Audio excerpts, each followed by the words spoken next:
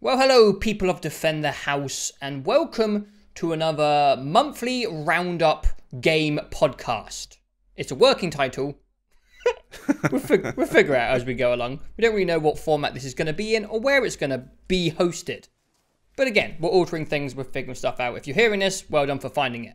But we are starting off by talking about Resident Evil 2. And because of our lack of interest, well, not lack of interest, but not hugely fanatic about the Kingdom Hearts series, don't know if we'll be talking about that one today. Maybe. Exactly. Yeah. I know you've started to dabble in it. I have not. So that might be something. We might throw in a little chat. Who knows? We'll see. Yeah, I don't know. Yeah, if everything goes to plan. This might just be Resident Evil 2, though. If everything goes to plan for me, I will have had eventually played Kingdom Hearts 3 this year at some time. Just not anytime soon. This January video should be Resident Evil 2 and Minecraft. Ooh. 9-year later review of Minecraft. Yeah, we started playing Minecraft again. A lot, actually. Turns out that game's still pretty good. Yes. Oh, well, whatever. Resident Evil 2. Yes, Resident Evil 2. I was pretty excited for Resident Evil 2 because I haven't played the original. I know maybe that's backwards because people with the nostalgia factor get more excited, but I don't want to go backwards to these very archaic games. You know, sometimes you get a bit too used to modern controls and it's just too hard to go back to these games. So RE2 was just not really accessible, and I like it when I can access games that came out in the past that people loved.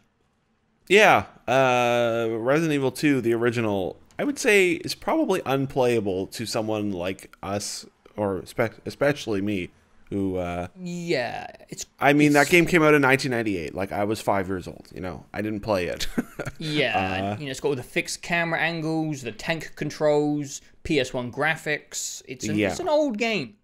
It is very old. So I think that is an important note to hang over the whole chat, is that you and I have no nostalgia for it.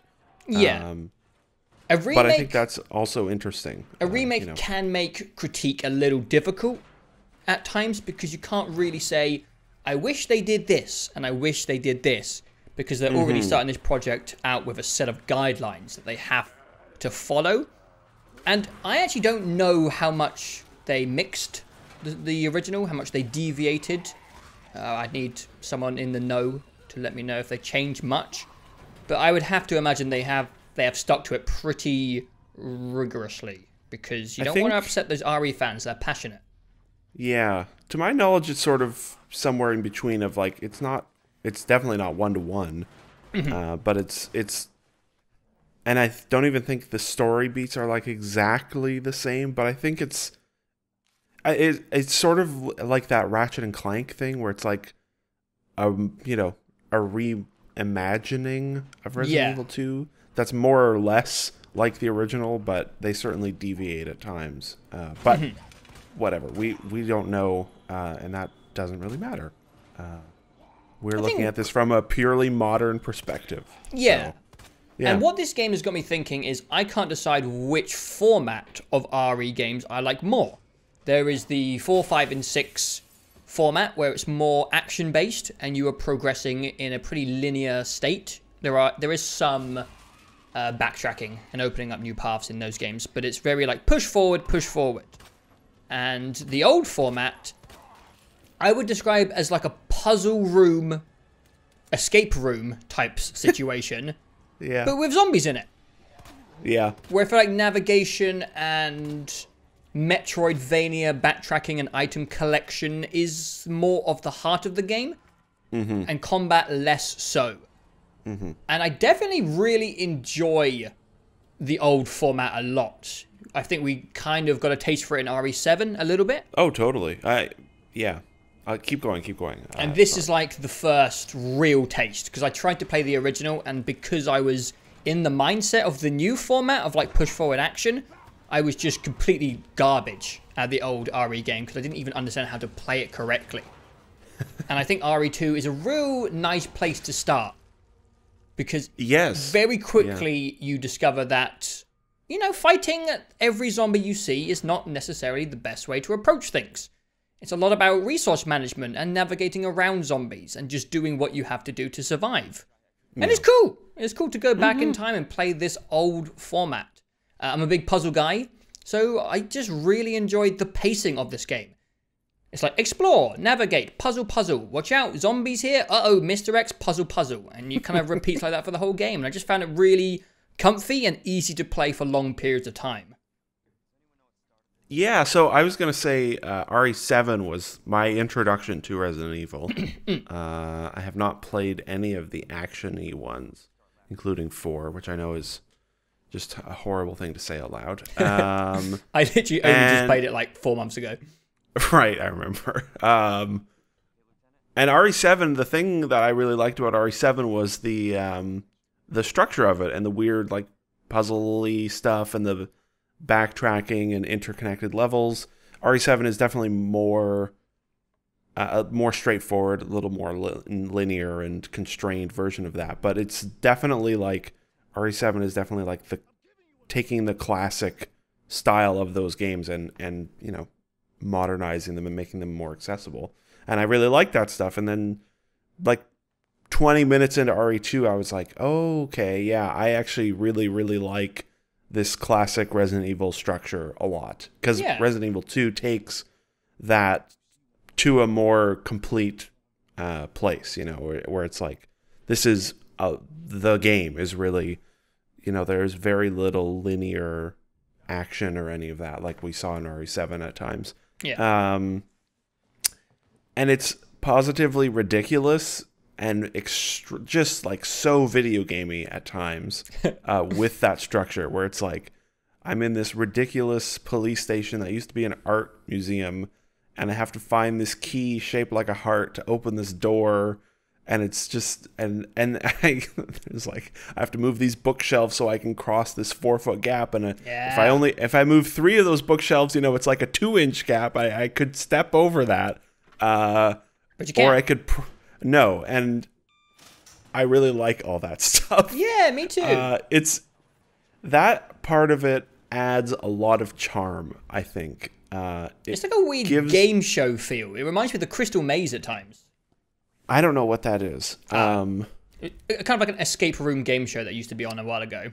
Right. Okay. Yeah, and it's very ridiculous, but they're so committed to it, and they like no one ever bats an eye at the fact that they have to like find 3 medallions hidden in the statues to unlock the secret entrance, and no one ever acknowledges that in the games, and no one, you know, ever points out how ridiculous it is, but it adds a lot to the general charm of Resident Evil, I think. Oh, yeah.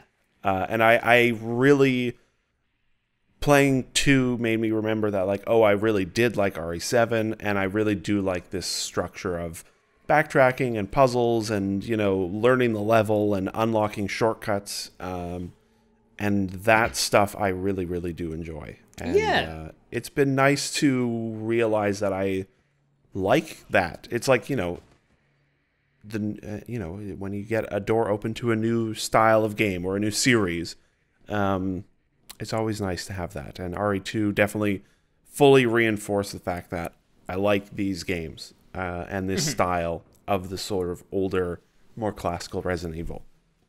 I think one thing I was surprised about when it comes to the format was that I liked the 2 playthrough remix thing. The strange double playthrough with Leon and Claire, I actually really enjoyed. I feel like a large design principle of RE games is replaying them. You get a lot of cool stuff for replaying RE4, like infinite rocket launchers and like suit armor and all sorts of weird things that contribute to make every playthrough like a little bit different. I remember you saying that you replayed a lot of RE7 because each time you get like a little item and you get good at the environment so you can just rush through it. And it's not forced upon you in RE2, but if you want to see all the content, you do have to play through most of the game 2 times with little, you know, intervals of new content to keep it feeling a bit fresh. But the majority of the content you are playing twice. And I really enjoyed it. I'm, as you know, really bad at making myself replay games. Yes. So essentially being forced to do it if I want to see everything in the game package was really nice. Because the mastering of the environments is really satisfying. I really enjoyed, surprisingly, the sewer as Claire, because the first time I played the sewer as Leon, I know there's a different route, which makes it a bit more annoying as Leon, but it took me like 45 minutes, and I just had no idea where I was going. And then when I played as Claire, it took me like 25 minutes, because I knew the entire route. I knew that first time I left those chess pieces behind as Leon, because I didn't know I needed them. Right. And this time I didn't as Claire, and I knew how to get out of that place, and there's like a fun satisfaction. And I just think part B of the playthroughs is just a really fun design. I don't know if that's in the next game, Resident Evil 3, but it's just a really weird and unique way of expanding a game and maybe, you know, saturating the length a little bit artificially. But I've never seen anyone do that. And I thought it was going to be 2 distinct playthroughs, but they're like remixes of each other. It's really strange. Something only a Japanese company would come up with, but I really enjoyed both those playthroughs. It's also really neat that you can play through like the A route as Claire, but then you basically do everything that Leon does up to the parking lot, and then it diverges into the Claire storyline basically. And then you can do your route B as Leon, which is fascinating. And I'm glad you said the word mastering, because that was something that I really loved about RE7, and that's why I replayed it quite a few times, is that sense of, it's a sense of like overcoming the spooks. Yeah. And being like, you don't scare me anymore, video game. But it's more the sense of, I know this map. I know where things are. I know what the solutions to some of these puzzles are well before I should, so I can skip big chunks of the game. And that is very much the case with RE2. And the sewers, I'm glad you said, because in Leon's playthrough, they were, no pun intended, a slog. The sewers sucked. Especially that part where you're in the lower sewer and the 3 fatties come out, and oh my god, I ran out of ammo in there and it was so awful. Yeah. And then Claire, I'm just like, I got a grenade launcher now. I'm not afraid of you. And it was neat to see like the different. I had different experiences with each route. Yes. Like with Leon's. Everything in the police station was incredible. I mean, the police station is definitely like the hero of the game in terms of design and all that. And it's where you spend probably half or more of the game. Yeah. But as Leon, I found that whole chunk to be really, really like super awesome, like fantastic, very intense and scary and backtracking. And you're really underpowered there and inexperienced with the game. And then the sewers were a bit annoying, and the lab was, it was just it was fine, whatever. But then as Claire, it was interesting. I found the back half of Claire's playthrough like hilarious because I was so overpowered, and that was very enjoyable. Just so much ammo as well by the end. Oh yeah, yeah. Whereas Leon, I was running out of ammo a lot in the back half of that game. Claire, I actually ran out of. I was running low on heals for the back half of that game. Yeah, me too, actually. Okay, that's good. That's interesting. The first half of Claire, I definitely had some problems, partially because I was overconfident and rushing through it a little bit. Yeah, I feel like that's kind of part of it. Yeah, in the police station. I think part of my problem with the B Claire playthrough, there we go. I sort of saw the seams of the video game a little more than I would have liked. I didn't like how they would spawn the lickers in. I feel like the lickers were spawned. In the first playthrough, they feel very intelligently placed, and in Claire's, it was just sort of like, now there's 2 of them in this hallway. Oh, fuck. And dealing with them, I don't know. I never quite figured out their, like, I think they can smell you if you get too close. Apparently, it's really hard to avoid them on PC because you can't do the speed throttling. You can't slow walk on PC. No, I was actually just, like, spamming the W key so that Claire was, like, stuttering and shuddering forward. Yeah, okay, I'm glad that wasn't just me. I was like, wait, I'm not on an analog stick, so I can't just, nudge forward. And there's even a tooltip that's like, walk slow. If you can't hear your footsteps, they can't hear yours. And I'm like, well, wait, I'm on PC. I can't slow walk. That's a bit of an oversight. Maybe we just overlooked that you can have shift. I don't know. No, I looked through the controls several times. Like, am I missing? And no, there's no way to slow walk. Yeah. But it was a minor thing with the liquors. The main thing that I saw sort of break down a little bit with Claire was Mr. X. Okay. The tyrant, for those who don't know. He's a big boy with a top hat and a trench coat, and that might sound funny, but he's actually very strong and intimidating. He's like a stalker enemy, you know. It's people say he looks like Thanos. That was definitely one of the big changes, or one of the things that we saw a lot of with horror in the last, with Amnesia, I think. Yeah, It Follows. The reintroduction. Yeah, that sort of It Follows like enemy. And he's really good in the Leon playthrough, I thought. He's not... People are, like, losing their shit over how scary he is. Yeah. And I don't agree. I think he's just sort of... With Leon, I found him to be a fun thing where a good, like, oh, fuck, run away. Oh, this is chaotic. Oh, there's a liquor there. Oh, just keep running. Oh, Mr. X is coming.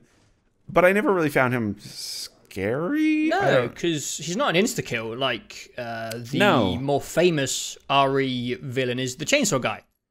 There's always the Chainsaw Guy, and he's terrifying, because if he gets near you, he will just chop you in half instantly. But Mr. X, he will punch you in the face, and if you're like really on red health, then he'll finish you off, and it's kind of gross. Yeah, and you can shoot him in the head, and he'll go take a knee and leave you be. Or stun grenade him and just run past him. Yeah, so I don't really understand the, like, oh my god, he's so scary. No, me neither. And then, Mr. X, so with Claire B in the police station is where I discovered some of the bullshit they pull with Mr. X. Is that the hiding in the safe room where he won't go type stuff? No, no, it's more like, first of all, his footstep sound effects are not accurately placed at all. They put them in spots where he isn't to deliberately fuck with you, which I think is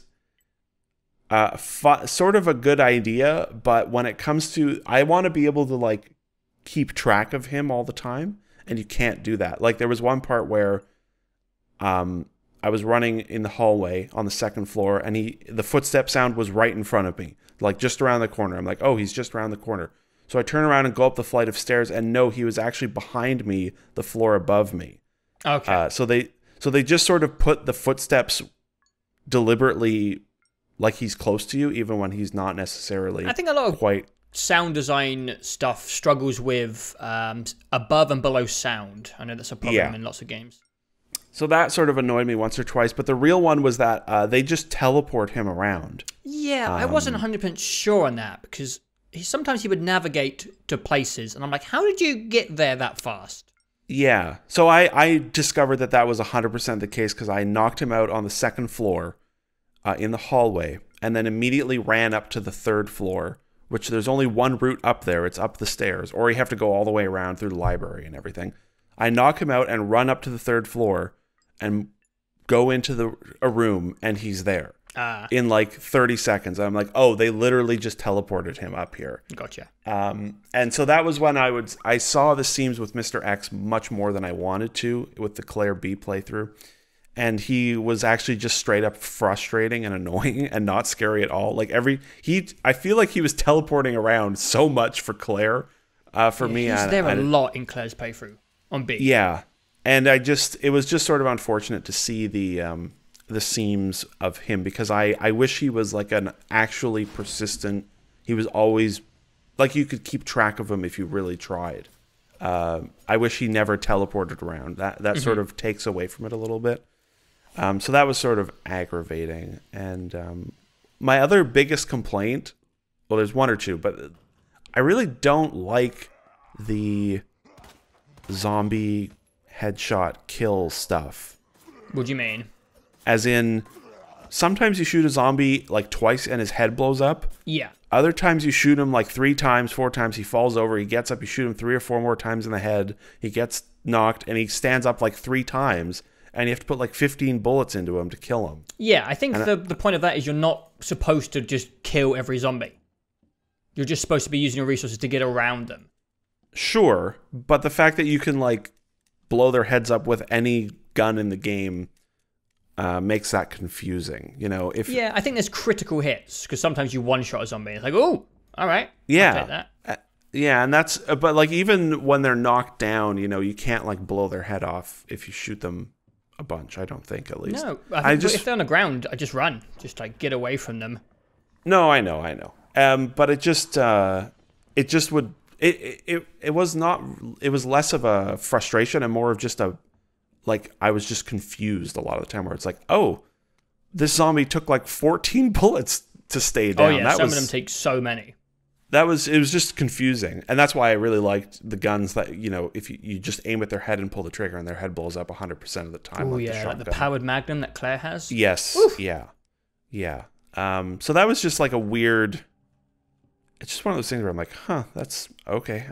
This guy just keeps getting up. This is very bizarre. Yeah, that's just the old RE design, which is trying to program into not to focus on killing the zombies and just to navigate around them. Yeah. So that's one of those like sort of older things that just sort of stood out a little bit as being just kind of a bit strange. Some of them took like a lot of bullets. It's kind of weird how, yeah, I think some of them would take more bullets than Mr. X. Like, yeah. They have skulls, you know, they will collapse eventually. Yeah, like four or five 9mm rounds to a brain. Like, I mean, come on, you know. But that's okay. It was pretty small. The last, you know, real complaint I would say I have before we can go back into more positives is boss fights are bad. Like, the boss fights in this game aren't very good. I don't think boss fights in general are good in video games. And I don't like boss fights in survival horror. It just seems completely counterintuitive to what survival horror is. I didn't have any problems with the bosses except for the one at the end of Leon's playthrough where you're stuck in this tiny little box area with who I won't name. And it's just a little bit too small. Like, I really like the final, in quotation marks, epic boss fight where you fall down into the lab. Because it's all about space management, and they give you this weird spider room with like different arms and legs, and you have to really navigate around and learn his patterns. And even though this is a remastered, it still has that fat, heavy, sluggish movement in the game where you're not that agile. And I just like situations where you have to kind of master the limitations of your movement. But I just thought the last one with Leon was just too much. Like, sometimes it felt impossible to dodge some of these attacks. Yeah, there are definitely times where, and I think Resident Evil 3 actually introduced a dodge. There are definitely times in this game where it's like, man, this game would be just that little bit more better if there was the ability to dodge. Yeah, because but you can't touch that stuff. It's a remake. No, I know. That's the only problem with remakes. I would say that, like the boss fights, they didn't necessarily frustrate me, but I just don't like boss fights in this style of game, in this genre. Their designs were amazing. The like character design. Yeah, like Birkin, all of his evolutions, his last fight where he's like pulling down a wall and just chucking at you. Yeah. It was awesome. Yes, I agree. Yeah. But I just think I don't know. When I see like, oh, it's an open room and there are ammo drops everywhere, and it's like, okay, it's a boss fight, and I'm like, okay, I'm ready, I guess. It just, I don't know. It just seems like I've never liked them in the genre. You know, in Evil Within, it was like, okay, RE7, same thing, where it's like, here I am fighting this boss, and you just keep give me like a shit ton of ammo to burn through it all, and nothing really changes with the boss fights. Yeah, but it's a remake, dude. You can't get rid of this stuff.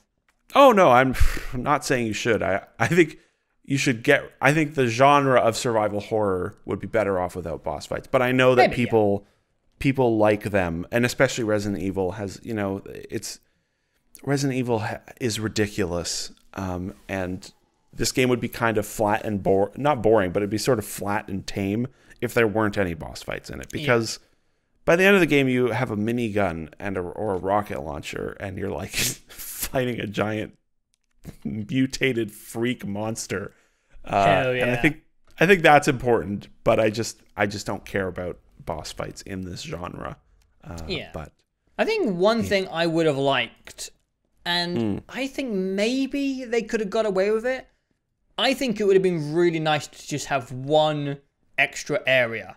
And I know I literally just said that you can't change stuff in a remake.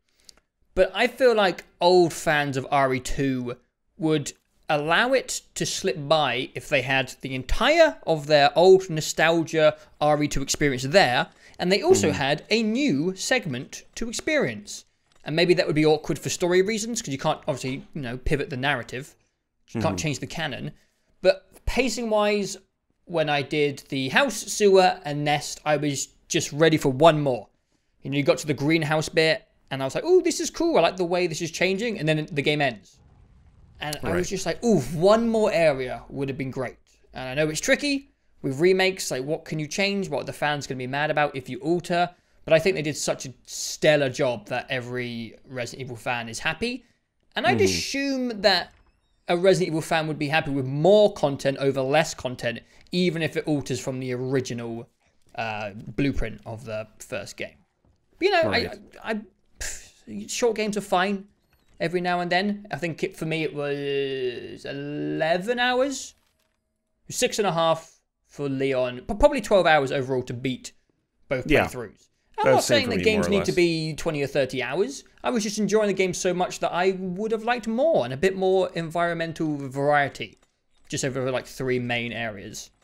Yeah, I'd agree with that. Yeah, especially because the sewers are like visually really horrible. Yeah, sewers are awesome. I mean, obviously, it's the sewers. Yeah.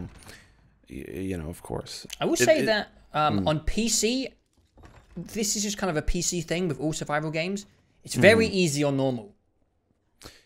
Yeah. It's incredibly easy on normal. I don't 60 frames per second and mouse aiming goes a long ways. Yeah, I don't think I really died much in the entire game outside of like occasional boss fights when I didn't have enough healing prior to jumping into them. Yeah. I don't think a zombie got me in like all of the playthroughs. I think I might have gotten got by a licker once or twice running. But yes, it is much easier on a PC. Which I almost wish, like we both played RE7 on the PS4. Yeah. And I really liked how hard it was to aim in that game and how hard it was to hit things. They do a really good thing with RE7 and with RE2 with the way the enemies move around and shamble and sway their heads. The animation and movement is very unpredictable, which is great. So you have to really, even with a mouse, you have to take a second to aim and wait for their movement to sort of, go into a spot where you know what their head is going to be. But yeah, you definitely get to the point of mastering the shooting very quickly on PC because you just point and click for the most part. I agree. I also think third person is a lot less scary. And that's argument for that. Less immersive.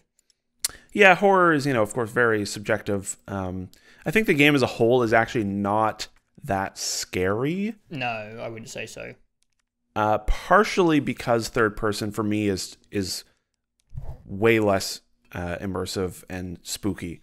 The setting is also different. RE7 hillbilly house in the country. I don't know. That game got me at times pretty dirty, good. That game. Yes. Filthy. But this is for the most part it's zombies and it's third person and it's a good. I think actually the game is very tense, I would say. I would only ever be able to play in about an hour chunk before I was like, how about something a little more relaxing for a little bit, and then I'll come back for another hour. But for the most part, I would say it's not particularly spooky, which is fine. But it does atmospheres very, very well, and it's very tense all the way through. Yeah, it hits you with the very infrequent jump scare every now and then. They're well placed, those jump scares. They're effective. Infrequent, well placed jump scares can be good, and I appreciate a good jump scare. I was like, you got me, you bastards. In moderation. Well done. Yes. Looking at you, horror films. Yeah. A lot of the tension, I think, just comes from the fact that it looks so good. Oh, it looks good. Yeah. This was this makes me want to go back, and I'm very tempted to play RE7 now on the PC, just because I liked RE7, and this engine looks so friggin' good. It runs well on PC as well. It runs so well on PC. And just the lighting and tons of options, and it shows you like how much graphics memory you're using per option, which I've never seen before. Yeah, there's some really, it's a very good port or, version of the game. I didn't have any problems with it, and just looks tremendous. And that it really sells horror games. The further we go with technology, the more realistic and dramatic the lighting, and you can do so much more with modern visuals. It's to really just sell the mood of a game. It looks so good. I thought the characters were the most impressive part of that game, honestly. Yeah, just the character model and animation, even the zombies, everything. All the characters look so friggin' good. Yeah, it really does. I will say, I think they changed all the voice acting for this game. From the original, they got new voice actors. Some of the voice acting in this game is pretty bad. Maybe not bad, but... Anyone in specific? Leon. Yeah, people don't like Leon. Leon, he's just not the voice actor's just not doing a very good job. I hate to say it. Oh, rip. Everyone else is fine. I thought Claire was actually pretty solid. Yeah, I like Claire. She did a good job, but Leon just some of the line delivery is just so flat. It doesn't really get in the way. I kind of appreciate it because like the storytelling in Resident Evil is, well, especially in this game, it's very campy. It's a very like well-worn, cliched story with a lot of like kind of bizarre dialogue where they're just like, "Oh, hey Claire, how's it going? Oh, I missed you. Oh, that's nice." And there's just like zombies all around them. Yeah, I think RE is more complex than you realize sometimes. Yeah. You can follow the overarching story pretty easily. It's like it's a virus and you got to stop the bad zombie. Yeah. But like there's a lot of backstory and prequels and plot development. So you get to the point where they're talking about the G virus and I'm like, wait a minute, I thought it was the T virus. And then they bring up the T virus and I'm like, wait, there's 2 viruses? Yeah. And after I beat the game, I had to do like a little backstory reading on the Googles. And I was like, oh, there's like 4 games before you get to RE2, and RE3 is happening at the same time as RE2? Shit, all right. I thought this was like right at the beginning of the story, but it's like really deep into the lore.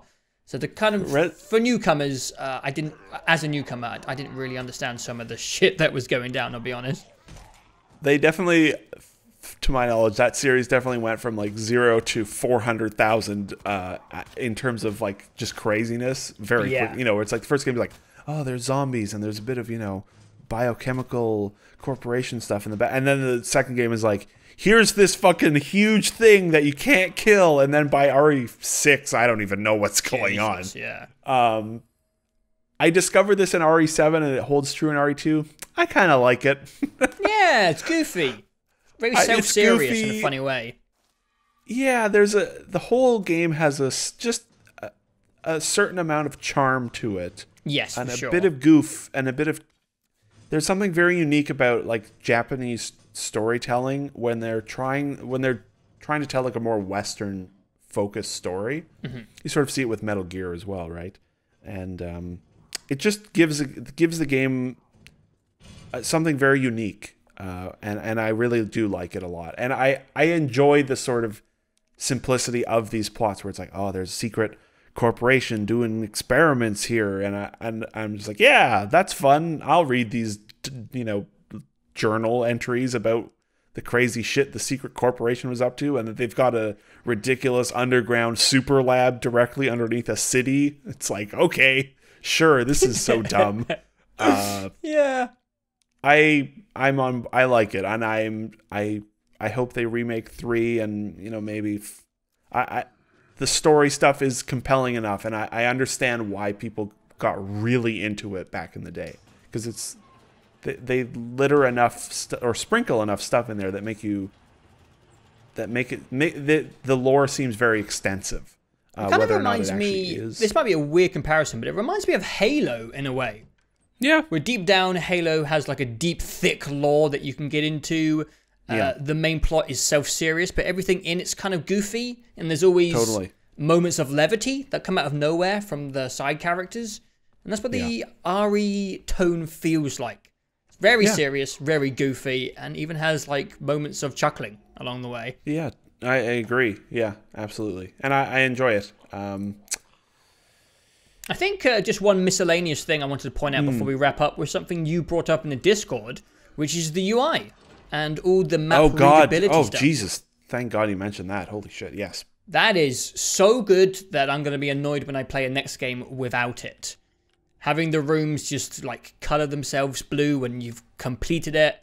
For, like, an OCD point of view, it's just so satisfying to know that you're done with this area. And if you can't fit an item into your inventory, it labels it on the map so you can remember to come back and pick it up. And it's just so much good quality of life stuff, which makes the game very easy to clean out, if you know what I mean, like get everything done. Yeah, that map, the map stuff and the check mark you get on an item when you're done with it is so fantastic. It would have really been a tragedy if we'd forgotten to mention that, because it sounds dumb, but I think it's actually like the best thing in the game. Well, it's like this very small and subtle mental progress thing that's happening all the time. Every time a room goes blue or an item gets ticked, you have made progress. And making progress is like addicting when it comes to pacing in a game. Yeah, and it just makes the whole thing more approachable and easier to deal with when you don't have to keep track of everything. Yes. I enjoyed keeping track of it. I'm good at that stuff, but yeah, just being able to open the map and be like, okay, this room is still red, and there's, you know, a red herb in here because it marks that on the map as well, and there's a secret lock, you know, that I haven't found the key for yet. And I'm done with this heart key because there's a check mark beside it. It's just, it is such a small piece of game design, but it is so damn smart. It also never results in you being lost on what to do. Because whenever you're like, I don't know what I'm doing next, you check the map and you can be like, okay, I haven't opened this heart room or whatever. Yeah. Yeah. It's one of those things where it's like, man, they need to not that there are a lot of survival horror games getting made anymore, unfortunately. But they need to do this for every game going forward needs to have that for survival horror, because if it doesn't, then I'm going to be like, ooh, that's a bummer. And it would just result in you forgetting about certain things because there'd be a lot to keep on your mind at once, and you would just be wasting time roaming around aimlessly, which is never fun. No, and it proves how smart the people making Resident Evil still are. You know, there's a lot of good, talented, intelligent people making these games still. And Resident Evil was it was the king for a very long time, right? And sort of fell from grace a little bit, I would say, with RE5 and 6. 6 definitely. People liked 5. Yeah. A lot of people definitely like 5. Yeah. But it's been really cool to see them do RE7, which was like a really smart sort of reboot-ish and new, you know, perspective. And then to see them come back with this and be like, yo, here's this remake of this loved game. We did it with like as much respect and also added new things to it that are super intelligent. It's a testament, I think, to just that the people that are working on Resident Evil, they know what they're doing. And I would say this is probably, of the more recent modern survival horror games, I would say this is probably the best one. Oh, from the modern ones? Yeah, it doesn't have much competition. Like, no. What's against it? Evil Within and RE7? Yeah, I'm trying to think if there's anything more than Evil Within and the other Resident Evil 7. No, Dead Space is dead.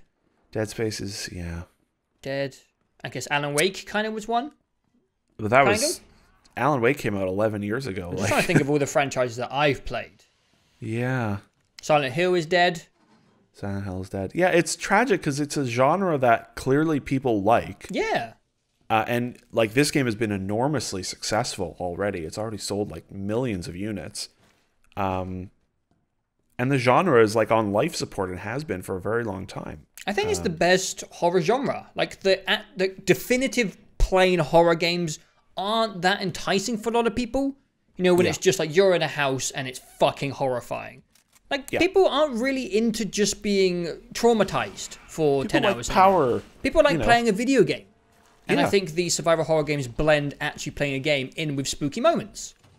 And Resident Evil has been very good, I think, for a long time at the sort of build-up of power and mastering of it. And you, by the end of that game, you're like, I'm in charge now, you know? Yeah. The game isn't slapping me around, I'm slapping it around. I'm the captain now. Exactly. So yeah, it's a very, very good survival horror game. Yeah. There are, you know, maybe a few parts of it that are where you can maybe tell that it's being remade from a very old game. Yeah. I think we would be a little bit more passionate about it if we had gone through the experience of watching one of our favorite games be brought back to life to this extent. I definitely think people with nostalgia for the original will have an even better time. Yeah. But I loved it with zero knowledge of the original game, which I think says a lot. Mm-hmm. I agree. I had for the most part, I had a very good time with it, and I had no nostalgia or knowledge of RE2 really, aside from that it was old and it, you know, this is how it played and looked. I can't imagine how, like you said, it must be so damn exciting to have such a beloved game brought back with so much care and respect and attention. But from just, hey, we enjoy survival horror games, and from purely this is a new modern video game, I would say you would, if you had no knowledge that this was a remake of an old game, it would stand out just fine. It would be like, yep, this is a very good 2019 video game. Yeah. There's very little that would betray it as being an old game, aside from the like just utterly bizarre design of the game of like, you know, finding these ridiculous keys and all that. Yeah. Which is a core part of it, and I love it. So should we settle? We're going to be doing standalone reviews as well now. Should we? I think we should try and agree on a score for things. So we have to come up with a score together. I think so. And I think the harder thing to do is not have half stars. Half stars are a bit of a cop-out, if you ask me. That's fair. I feel like with that system, it does result in a lot of 4 stars. A lot of 4 stars. Yeah, I agree. But it also makes the 5-star rating more stand out more, you know. Yeah, and also you can give 9 out of 10 to 5-star, which is kind of fun. Yeah, totally. Instead of like when you do a 10 out of 10 score, almost nothing gets 10 because you don't want to label anything as perfection. Exactly, yeah. I think just a straight 5-star system is the best rating system. We used to do this back in the day. We did, yeah. I remember. We did a long time ago. I haven't given a game a score in a long time. Yeah, so we're going to try and agree on a score. It'll be out of 5. It'll either be 1, 2, 3, 4, or 5 stars. No half stars, no 0 stars. Well, maybe a 0. Maybe there'll be a game that inspires us to give a 0 star one day. We can only hope. But this for me is a pretty clear-cut 4 stars, I think. Okay, good. Yeah, I was going to say it's a very strong 4-star. Or like, I would feel weird. I would feel weird giving it 5. I think. I think if we did a half-star system, I think I would still give it 4 stars, just because I came away wanting a little bit more from the game, which I understandably it's a strange design principle to think about putting extra stuff in. So I understand why they didn't. And we don't have the nostalgia factor of that novelty of fun of watching a childhood memory be expanded and reimagined. Yeah, to kind of push it that extra mile. Yeah, I think if you had that nostalgia, I'm sure it's like a 5-star experience. Oh, I bet it's amazing if you played the original game, yeah. But there were just, there were enough little seams or issues that I had at times, but not so much that they hampered overall enjoyment all that much. But enough that I would feel weird saying it's 5 stars. So I think, 4 makes sense to me. That's what I was thinking. I'm glad you were thinking the same thing. 4 stars is a fair score. It's a good score. Yes, it's a very good. I would call that. I'd say 4 is a very good. It's a very good. All right. Well, next up on the agenda, going in chronological order of what we played in, because Ubisoft were kind enough to give us an early copy of Far Cry New Dawn. AKA, I can't tell you how many times I have called it Primal. I was going to call it Far Cry 5.2. Far Cry 5 Primal 2. Or Far Cry 5.5. Ooh, slam. More like Far Cry 5.2. Ooh. Get it. Get it. So we don't really need to review the whole game because we have reviewed Far Cry 5. That's on the channel somewhere. Maybe description below if we remember. Yes, it is. Yeah, we did a long chat of Far Cry 5. Right. And I was a bit disappointed by Far Cry 5 because of its lack of innovation from Far Cry 4. And the biggest problem I had with Far Cry 5, we're starting off negative from the gate. Far Cry New Dawn. Whatever. Far Cry New Dawn. Jesus Christ. So I am going to start off negative. I do have some positives for any of you Ubisoft fans out there. But what I don't like is Ubisoft's lack of commitment to just going nuts with Far Cry. The franchise is so ready and open for them to do really like nonsensical, bizarre shit. And they started like playing around with it in Far Cry 5. They had the Testy Festy and that scientist who goes to another dimension. They started having fun, but then they felt like they couldn't drop the self-serious stuff, and it was... Some people can balance tones really well in movies and video games, where you can have comedies and dramas, and the writers of Far Cry games are not doing that successfully. Correct. The self-serious stuff does not go with the Testy Festy. No, it does not. And they you know what's really weird? Yeah, go on. They made Far Cry Blood Dragon. Yeah. And that game, like, I never played all of that game because my save got corrupted like 4 hours into it. But, like, that game knew what it was. Yeah. And it was dumb. And it didn't give a shit.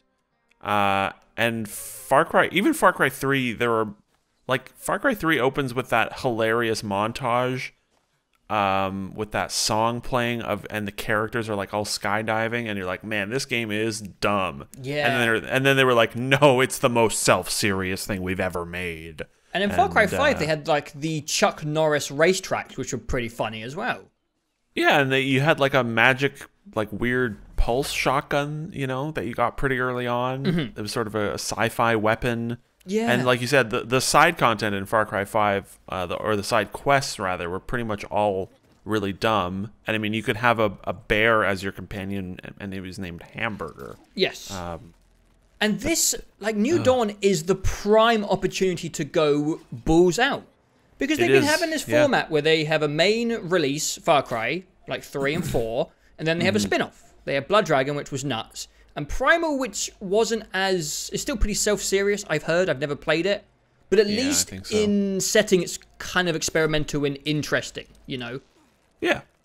And then New Dawn, they're getting less experimental and crazy as they go on with these games. But at the same time, there's, like, moments of wildness, like, hidden... It's just, like, just commit. Just go crazy. Yes. Thank you. Why haven't you done it by now? It's one of my biggest problems with Far Cry, going all the way back to 3, is commitment. Less so back then, or one of the other parts of it is like, it's not necessarily just the commit to being goofy, but like their drug trip bullshit, right, that they've been doing since 3 is garbage. It's terrible. It lets them just... Whenever they get into a corner with their story, they're like, oh, how do we get out of here? Oh, I know, drug trip. And then they're just like, haha, problem solved. And I've always been bothered by that because they don't commit to 100% realism or 100%, mad bullshit drug trip stuff. And now with New Dawn, it's post-apocalyptic. That's when you're supposed to have your fun.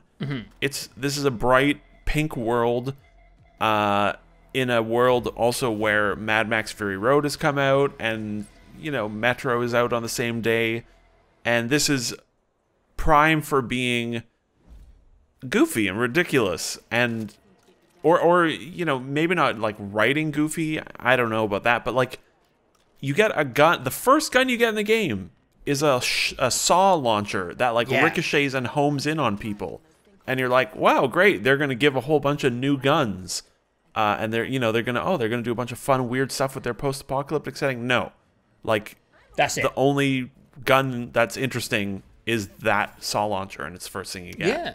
And yeah, I agree. Like tonally, like writing wise, gameplay wise, they are not committed to anything. And it's the same problem that Far Cry 5 had, where it's like goofy side stuff, hints of goofiness and stupidity, like one goofy weapon, and then everything else is the most self-serious. And I find it very frustrating, and I agree with your frustration. God, it's like they had a format.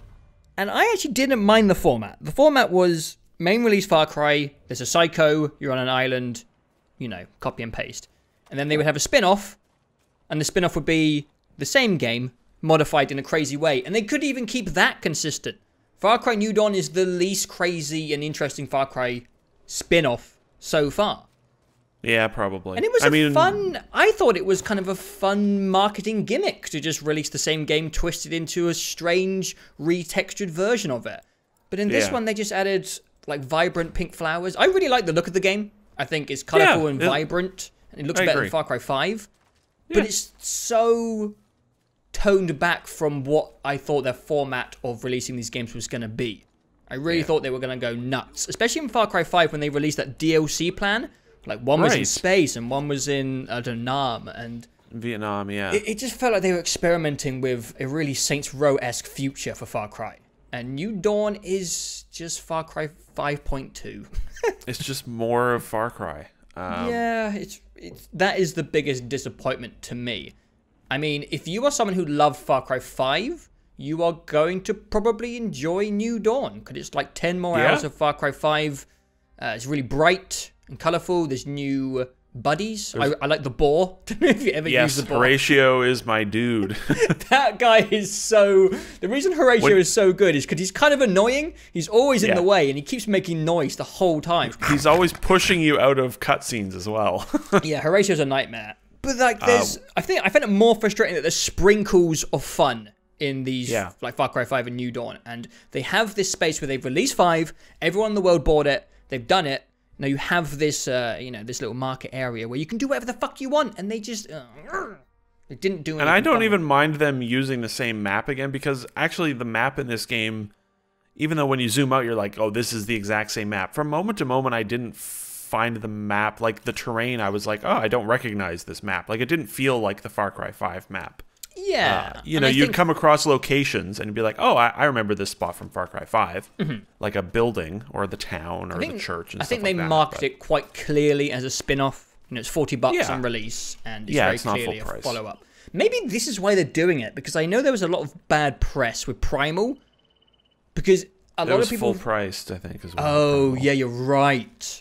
Yeah, and that was literally the same map as Far Cry 4, except it was reskinned. And I think they tried to be sneaky with the map, unlike with this, where it's a direct... Maybe it was PR stuff, they didn't want a Primal incident again, I don't know. Yeah. So I have to sort of diverge slightly, That's because okay. you talk about... Yeah. No, but it does tie to the lack of commitment, but it's more gameplay related. So we should say that I've played through the whole game somewhat accidentally. I played the whole thing. It took only about 9 hours. You have been unable to play through the story because you're stuck a little bit before the halfway point. Like 40%. You have a game-breaking progression bug. Yeah. And it's an interesting thing, which is never good. We're only on our second review when it comes to maybe integrating scores back into it. Right. And I don't really know how to proceed when it comes to this, because I emailed the lady from Ubisoft, our PR lady, and she is aware of it. The team is aware of the exact bug. She described the exact bug word by word in an email, so they know it exists. And because of that, I have to assume they are working on it being patched. But day one, it has not been patched, or it didn't work if they did patch it. Because I still can't we're recording this on on release day. Yes. So yeah. So I mean that complicates things, obviously, which maybe we'll come back to it near the end of this chat. But the reason I brought it up is that you have not seen some of the later stuff that happens in the story, whereas I have. And this is a bit of a spoiler, but I have to bring it up. It's a gameplay-related spoiler. I don't care. So a little past the like right around the halfway mark, like just a few more missions from where you are, you get I don't know, some bad drug trip sequence happens. You eat an apple, and it gives you superpowers, sort of superpowers. It's I don't know what they call it, Eden's gift or something. You can get a double jump. Ooh, what? This sounds way fun. And you can get a like a sort of, I think they call it wrath, where you get like super angry and you put your guns away and you can just speedily run around and punch everyone and they fly off like at 100 miles an hour, and it's kind of hilarious. The reason I bring it up is because when I saw that, when they introduced the new skill tree, I was like, ooh, that's fun. There's like 5 new abilities and, you know, double jump. Great, that sounds awesome. Speedily run around and one punch them across the map. That's hilarious. Yeah.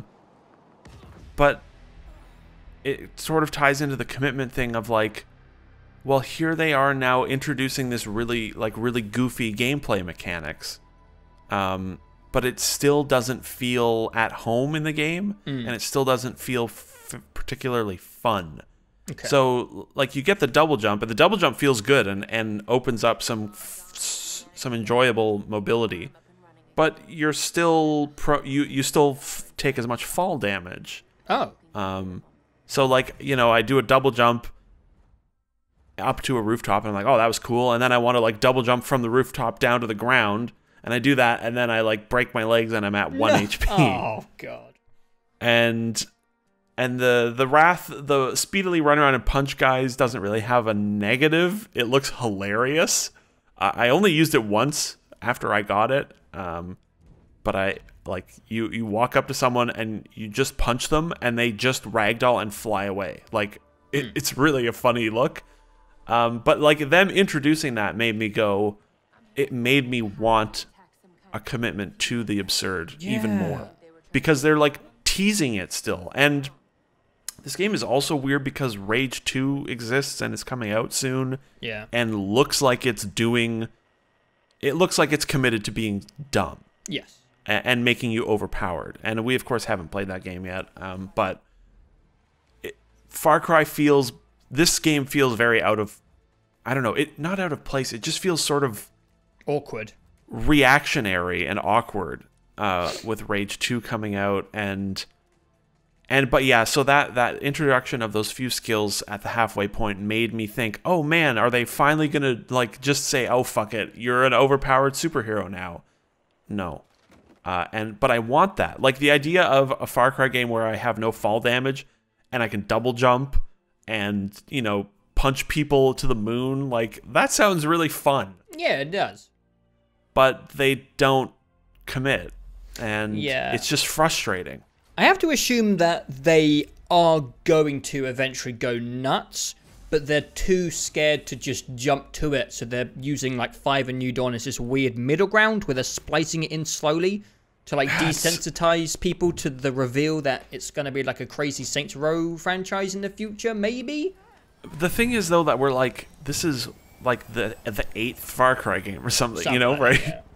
Like Far Cry 3 was getting there. They probably could have started introducing it with 4, and then Blood Dragon was full on crazy, and then they reined it back for Primal, and then they reined it maybe even more back or in a different direction for 5, and then this just feels like more of that same sort of ever so slight dabbling in it, but not at all interested in committing to it. And it just makes for it's just very frustrating, because I think the core loop of Far Cry is very boring now. It's aged a bit. I should have also probably said that, like, I don't really like Far Cry. Should probably put that at the top. Like, I had a decent time with 3, but I never finished 4. I don't think I really ever liked 4.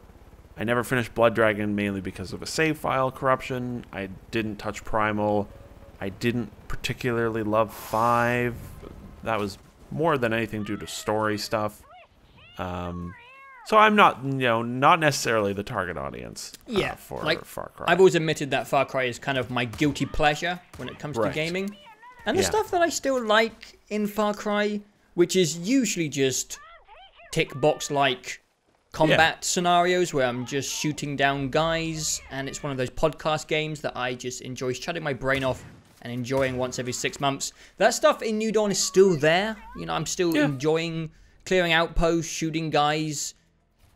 It's just the frustration of the lack of tonal commitment is always there, and just and the self-serious stuff as well, it just doesn't work. I actually hated it more in New Dawn than I did in 5. With like the girl and her mother, they were really annoying the whole time, especially once you've just done like a quest with a character who's trying to be funny, and the comedy writing felt really bad in this game. It's very bad. Yeah, it's like really I didn't think it was very good in Far Cry 5, but I thought there were moments of funniness in Far Cry, unintentional funniness in Far Cry 5. Because the world in Far Cry 5, there was so much going on all the time. There were just constant fights and bird attacks, and I had a bear beside me, and there was some funny shenanigans. I would sort of fall into your lap. The situations in Far Cry are funny, not the writing. Yes, I think the situational comedy in New Dawn is mostly gone, because I don't know if this is just me or not, but I feel like the world is completely empty in New Dawn. I did have a lot of walking around the woods, not really seeing much going on. Yeah, like I get that it's the post-apocalypse, but there's there's not a ton of content in the game, I think, which is by design. It's $40, and that's fine. But just moment to moment, it's like they toned it back too much from Far Cry 5, where 5 you couldn't go 30 seconds without something happening, and it was maybe a little too much. New Dawn, it's like, well, I guess I'll just walk to this outpost that's 1,000 meters away, and just about nothing happens throughout that entire drive. I feel like in these type of games, usually the map is overrun with enemies until you start to clear them out. But from the beginning, I kept aiming at people, and they were all allies. I was like, oh, that guy's on my side. Yes. Yeah. And so you remember when we beat Far Cry 5, that the world got really weird and quiet, right, and empty. It's like they started this game from that basis, where it was like, oh, the world is... And yes, there are allies everywhere, and I don't understand that. There are more allies out in the world than there are enemies. It's really weird. It's sort of scattershot, this discussion, I know, but you said the self-serious storytelling stuff. Yes, that is still really bad in this game. Yeah. I played through the whole story, and the entire main story is the most self-serious thing the whole way through. Yeah, it's really weird. I'm not sure if I like the villains. They're nothing. Far Cry villains, they tried, let's say, Michael Mando as Voss in the first game was sort of an accidental brilliance. And then whatever the villain was in Far Cry 4, he was okay. He was all right. Oh my god, I'm really sorry to interrupt, but I just remembered a cutscene, and it was so serious. It was overly shocking. Do you remember the cutscene where they come to the sanctuary and she unpins a grenade and gives it to a child, and the child pisses its pants? Yes. It urinates on itself, and it's what is going on?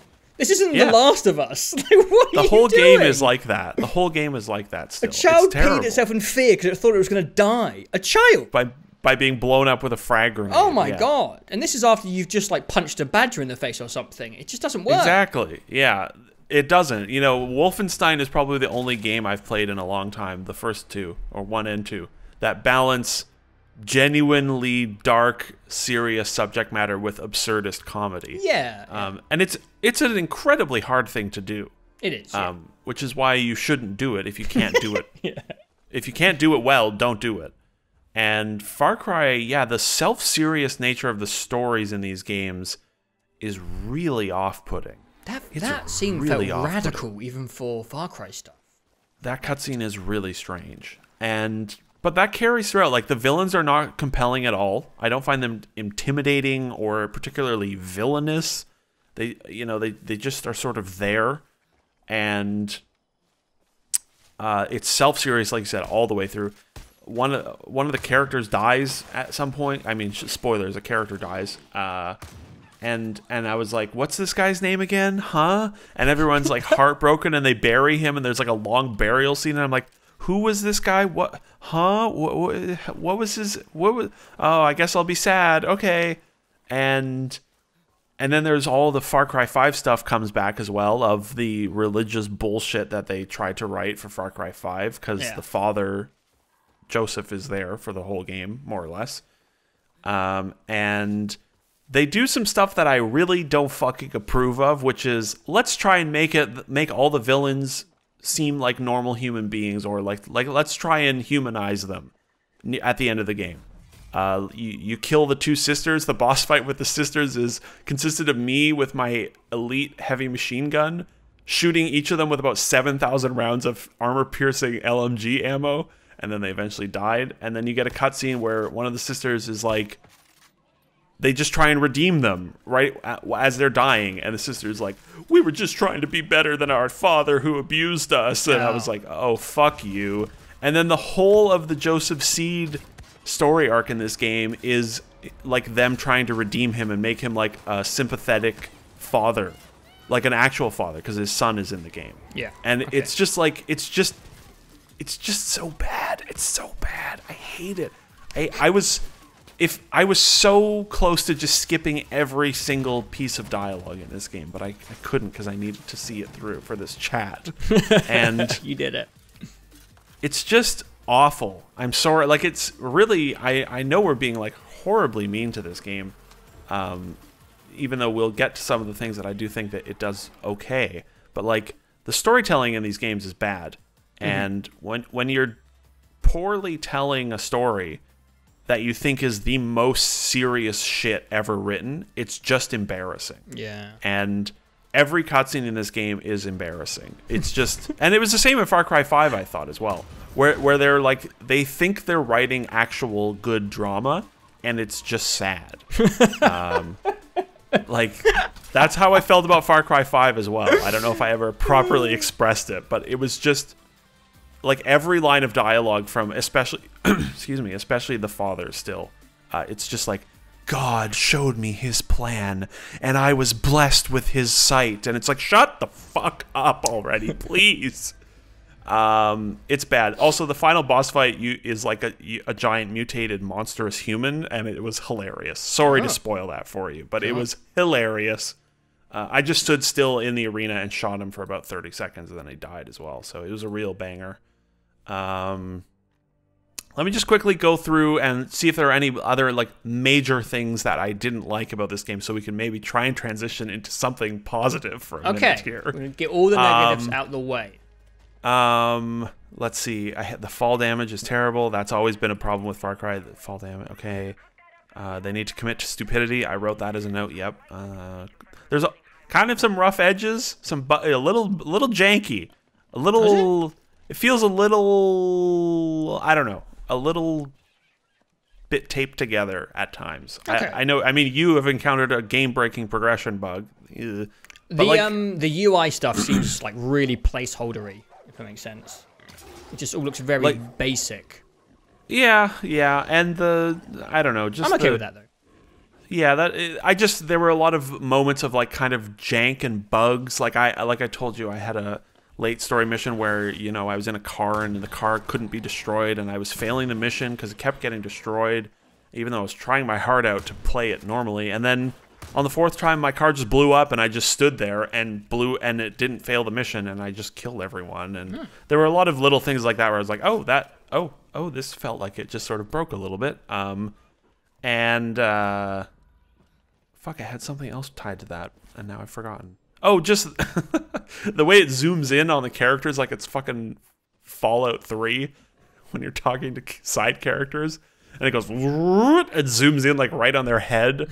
I find hilarious. And also the fact that your companions, aka Horatio, can walk in and push the character out of the way while they're talking to you is hilarious and super, like, I don't know. It's charming jank. That I found hilarious. It made it feel like a Bethesda game. An old Bethesda, yeah, the older one. Yeah. Where it's like, oh, that's just harmless and funny. And it happened constantly. Horatio was constantly pushing me or the character I was talking to. God, that guy's so noisy. I don't know if it was just for me, but he just keeps making noises. Yeah, I'd look around and it would sound like he's like about to attack someone. He's like, and he's just standing there. He's just standing there. Like, what's your deal, dude? Yeah, he was good. There was a couple of unoptimized PC things. I don't know if this was just me, but the mouse wheel would not scroll through weapons, which is really annoying. Yes, yeah. And there was no ADS sensitivity. You just have look sensitivity. And I found it to be good moving around and when scoped in too fast. And yes, I did notice that. It's not Counter-Strike, but I still like to be able to shoot things the way I like to shoot things. Yeah, scoped in with a sniper is like, whoa, this is so high sensitivity. Yeah, that's just PC stuff, but I just wanted to mention it. Yeah, aside from that, like the PC, I think Ubisoft they had a bit of a bad track record with PC ports last generation, but this generation, I think they've always been great, and they look great and play great. I will say, this feels really mean to say. Okay. And it might just be because it's a franchise that's made for console, and then when you put it on PC and you elevate all the settings, there's something about New Dawn to me which looks really sharp in certain areas and really pretty. In other areas, it doesn't look so good. And it reminds me of seeing a game like Oblivion or Skyrim with visual mods on top of them, where you're looking around in the trees and the foliage looks really sharp, and then you look around and like the ground looks like ass, and the character models look, does that make any sense? Yeah, the character models especially are weird because they're all just like versions of the create a character. Yeah. So you see like the same lady model all over the place. I'm not saying the game looks bad. It's just got this weird mix of rough edges, but also at times looking really sharp and good, to the point where it's a bit mixed and confusing. I felt this way about Far Cry 5, and it's something I notice with a lot of games, something like Battlefield as well. To me, it's a game that is built to be seen on a television, aka from a bit of a distance. And I played Far Cry 5 hooked up to my TV almost all the way through, and 4K HDR, sitting 6 feet away from it, I thought it looked like absolutely incredible. And New Dawn, I played on a monitor, and I sort of noticed it was like, oh yeah, okay, this is sort of like Call of Duty, sort of like Battlefield 1 and 5, where it's like, this. When I stick my nose up to my monitor, it looks a little soft. Whereas if I put it on my TV, it's like, wow, this game looks unbelievable. And I think that you see that a lot this gen of games that I feel like are just they're made for consoles first, right? And they're made to be seen on a TV. But, I think it looks quite good. I agree with the color palette. It's a nice, they sort of did a find and replace with pink flowers, but there's a lot of pink flowers, but it's not a particularly, it is not an original or interesting or innovative aesthetic that they go for. In the realm of post-apocalypse, you have a lot you can work with, but I think what's there is nice looking. Yeah, the steampunk stuff is pretty nice. Yeah, and it's sort of deserty, and there's like lots of graffiti, and it looks nice. Yeah. The AI in this game is really bad. I don't know has Far Cry always had really bad enemy AI? Yeah, it does. Does it? I just have forgotten because like they just stand there and do nothing most of the time. Yeah, and sometimes they see you and hit you from a mile away. Yeah. I don't know. It just maybe I just forgot about that stuff, but I was like, wow, these enemies are just standing here looking in the wrong direction while I walk up and shoot them in the head with a shotgun.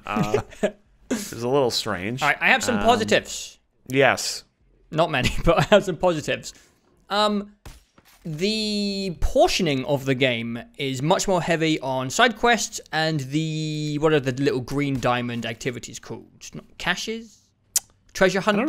I don't know what they call them in here, but in 5 it was prepper stashes. I really like those. I like the mini puzzles. They have mini stories and world building within them.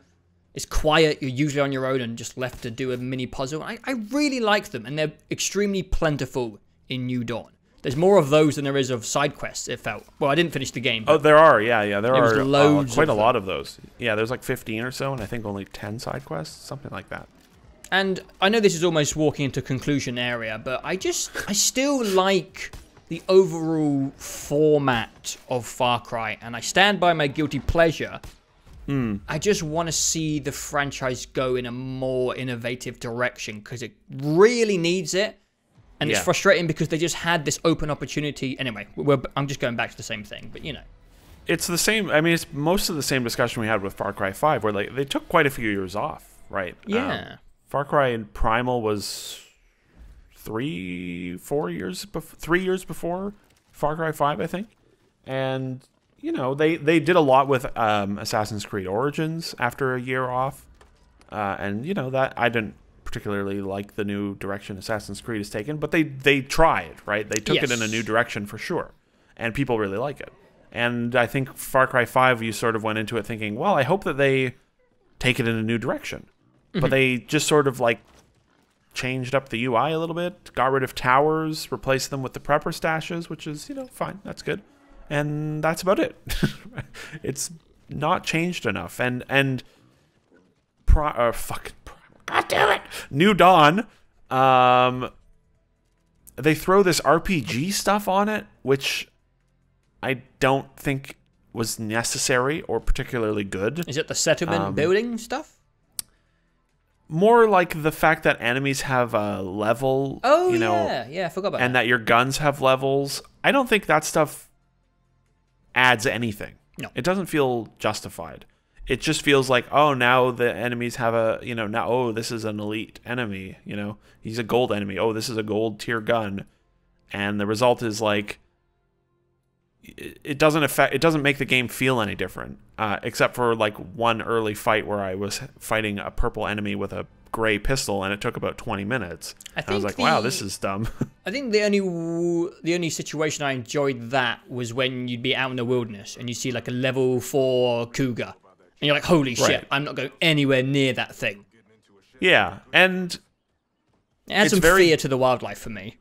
Yeah, and they sort of that emphasis on, like, you have to get your better guns. They tie that to replaying. And the settlement stuff is sort of tied into, like, you should replay this outpost. And I actually think that's smart.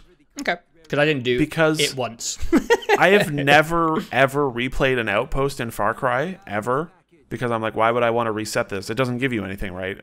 Or if it does, it's, like, so minor.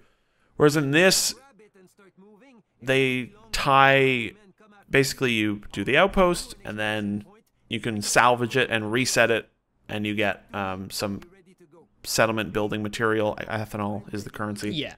And then it ups the difficulty by 1, and you can do that a couple of times. And I did that actually quite a bit. I think I did it on like 6 of the 9 outposts or so. I replayed to the max difficulty.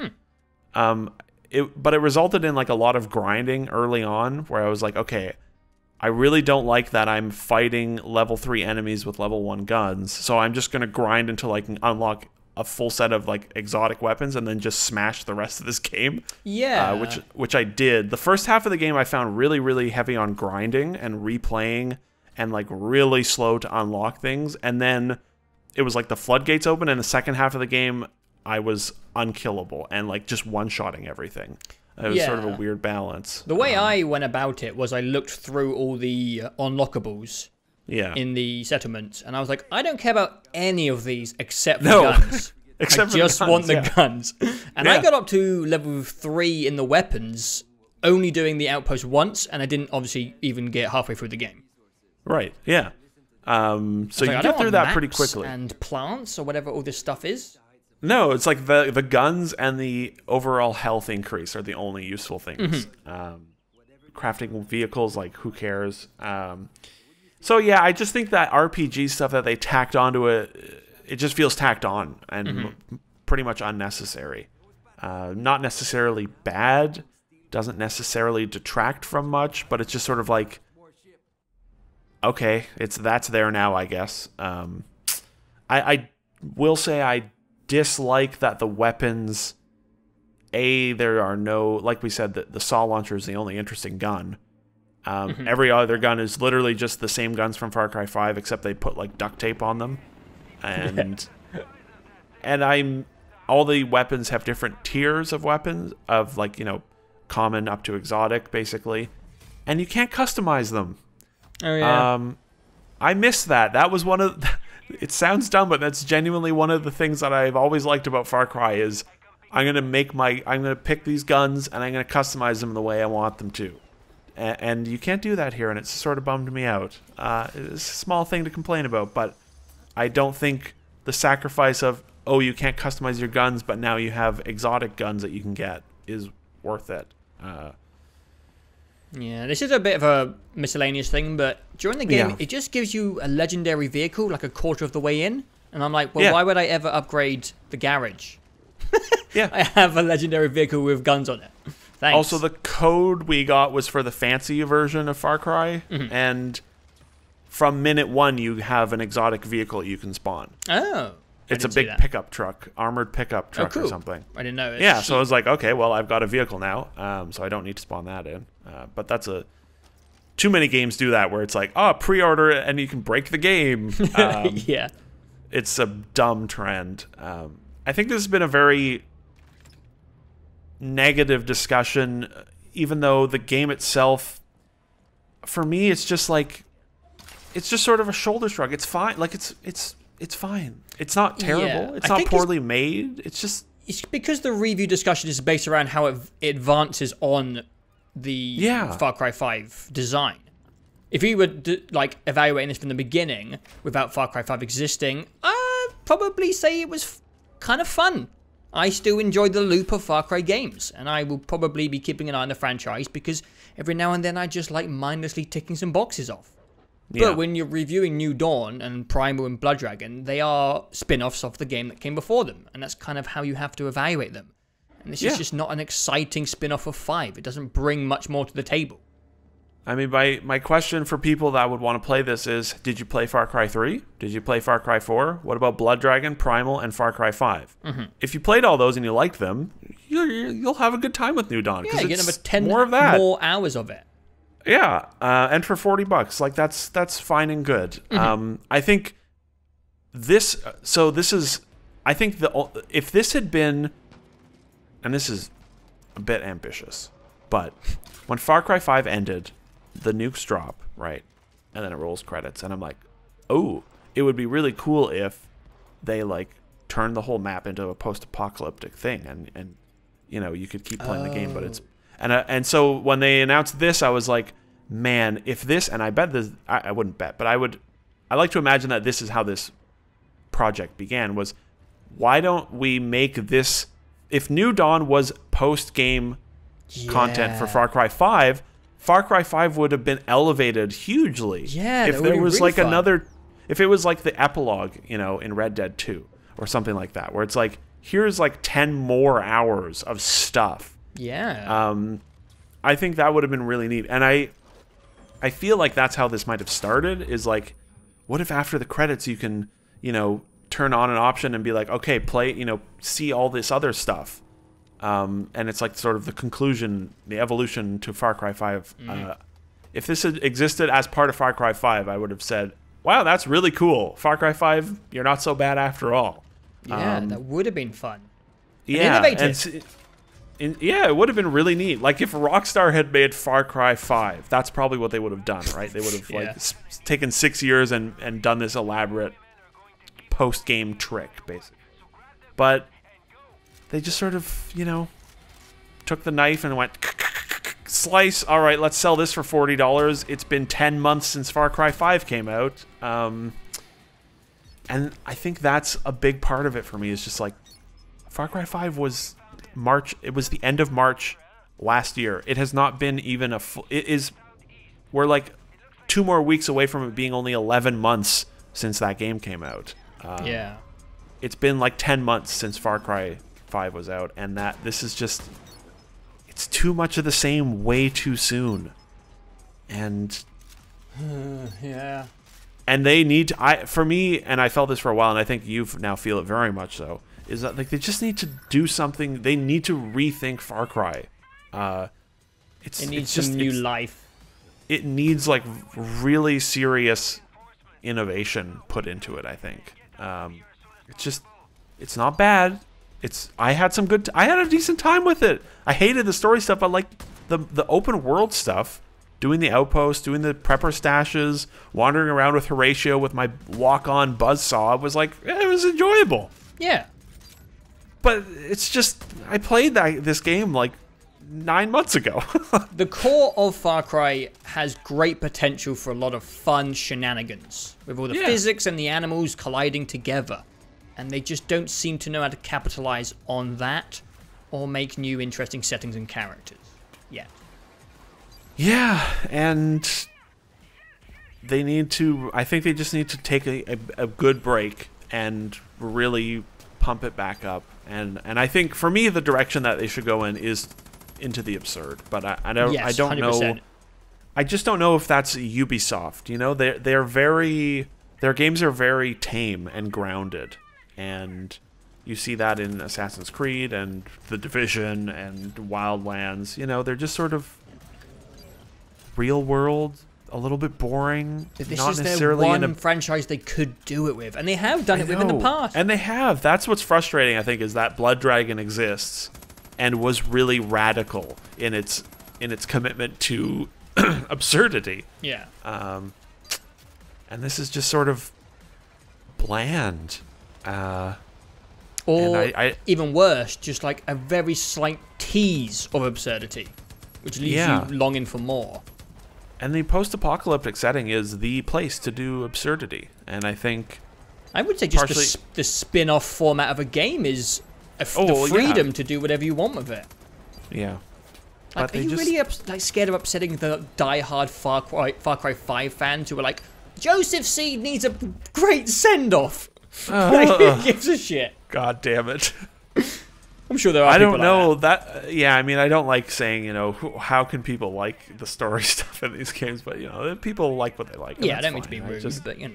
I just playing it reminded me that I just can't play Far Cry anymore unless I see like profound change. You know, if they put out Far Cry 6 in like 18 months in March. or this March in 6 weeks. Far Cry New Dawn 2. I think I'm good. It's sort of like Assassin's Creed for me as well, where I'm just like, you know what? I'm all right for now, even though I keep playing them for like 10 hours. I keep buying these games, and I'm just these open world games that Ubisoft and a few others are making, and I play like 9 hours of it, and then I'm like, all right, I'm good. I played this game many times before. Yeah. So, I don't know. I don't know either. How do we conclude this? Are we doing a rating?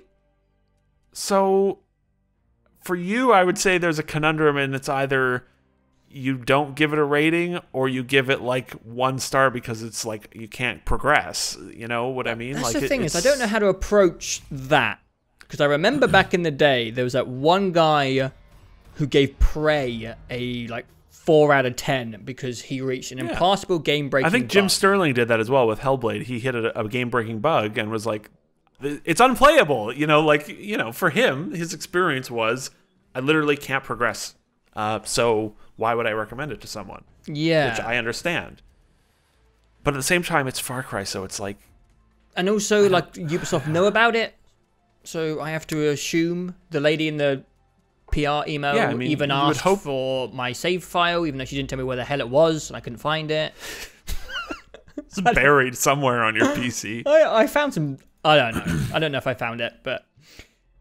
I mean, I don't know. And also, it's reviewing a spin-off. And do you evaluate it on how much it added in the format of a spin-off, or do you say, as a game, as its own entity, this is how we're going to judge it? The thing is with games is, and all things really, they don't exist in a vacuum, right? We were talking about Crackdown. Like, Crackdown 3 is the 3rd Crackdown game, and there's been like 10 years of open world innovation that's happened, and that all affects your view of things. And a big part of Far Cry New Dawn for me is like, I've played this game like 6 times already, and you know, Okay, let's put it this way. If I spent $40 on this game, and I managed to spend 5 hours on it, and I couldn't get past a main mission, I would be pretty pissed off. Yes, I would agree. I'd be pretty pissed off. I'm not in that position of, you know, having paid money for it, but I have to at least try and put myself in the perspective of a consumer. Like $40, you know, that's not like a cheap indie game. It's $40. For the US, yeah. In Canada, it's 60 50? probably, 55. Sorry, it's $50 in Canada. So, you know, that's. I am going to give it a 2 stars out of 5. Okay. If we did half stars, it might be different. I also don't know what I would rate it because, like, it's hard. Like, part of it is for me that I don't really love Far Cry, but like, the only thing that I found offensive about the game was the story, and it's not even calling it offensive is extreme. That's Mass Effect Andromeda is offensive, but like, Far Cry is just like the story is like it's just off-putting, and everything else about it is fine. So I'm just sort of like.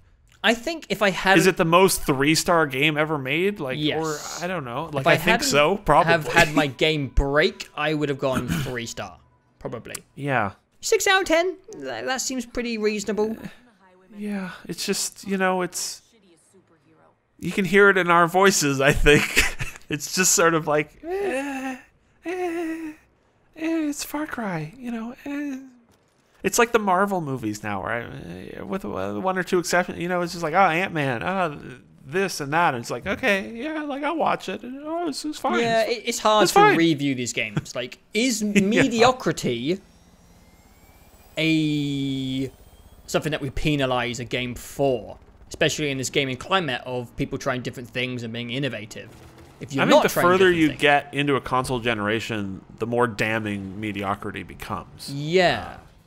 So, you know, 8 games in a open world fiasco of, you know, everyone releasing these games, and you don't really try anything else, and you charge $40 for it. I don't know. Like I said, I think this game would have been really cool if it was DLC for the first game, or even better, post game. Free, you know, it was part of the game of Far Cry 5 on day one. I think that would have been really cool. If this was a $15 DLC, it would be pretty good. Or yeah. But I think my note that I have here is like I there's nothing about it that justifies this game's existence, right? Like I don't know why it exists. Yeah. I mean, I know why it exists. It exists to make money, of course, because it's a product. But creatively, I don't really know why they put out a new Far Cry game for $40 10 months after Far Cry 5. You're not contributing anything with this product. Yeah, it's just, if they had, like you said, if they had just sort of veered off and just been like, fuck it, we're going crazy, I would have been like, great. Hell yeah. But it's just more Far Cry with pink and a saw launcher. And what I'm saying is I don't know what to score it. It's hard. Probably 3 stars because it's not poorly made. No, you know, it's not. Like I feel like Looks 2 good. stars gets into like, ooh, it's kind of, you know, in your case where it's like, ooh, I had a bit of a like game-breaking bug experience with this game. But when it's working properly, it's fine. Yeah, and the story stuff is kind of low when it comes to the amount of content in the game. It's not a large percentage of it, so... Well, yeah, it felt like a large percentage of it, but it's not.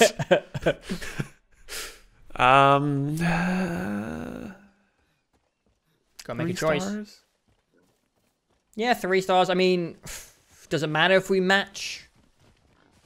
You got to figure that out when you do your self-contained review. Are you going to blend the scores together? Just stick to your own guns?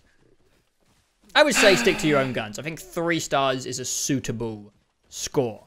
Because the core of the Far Cry game experience is there and it works. But the context of New Dawn's existence is what makes it quite damning. Yeah. As a Far Cry game, it's fine. As like a creative, innovative piece of technology of gaming, it fails.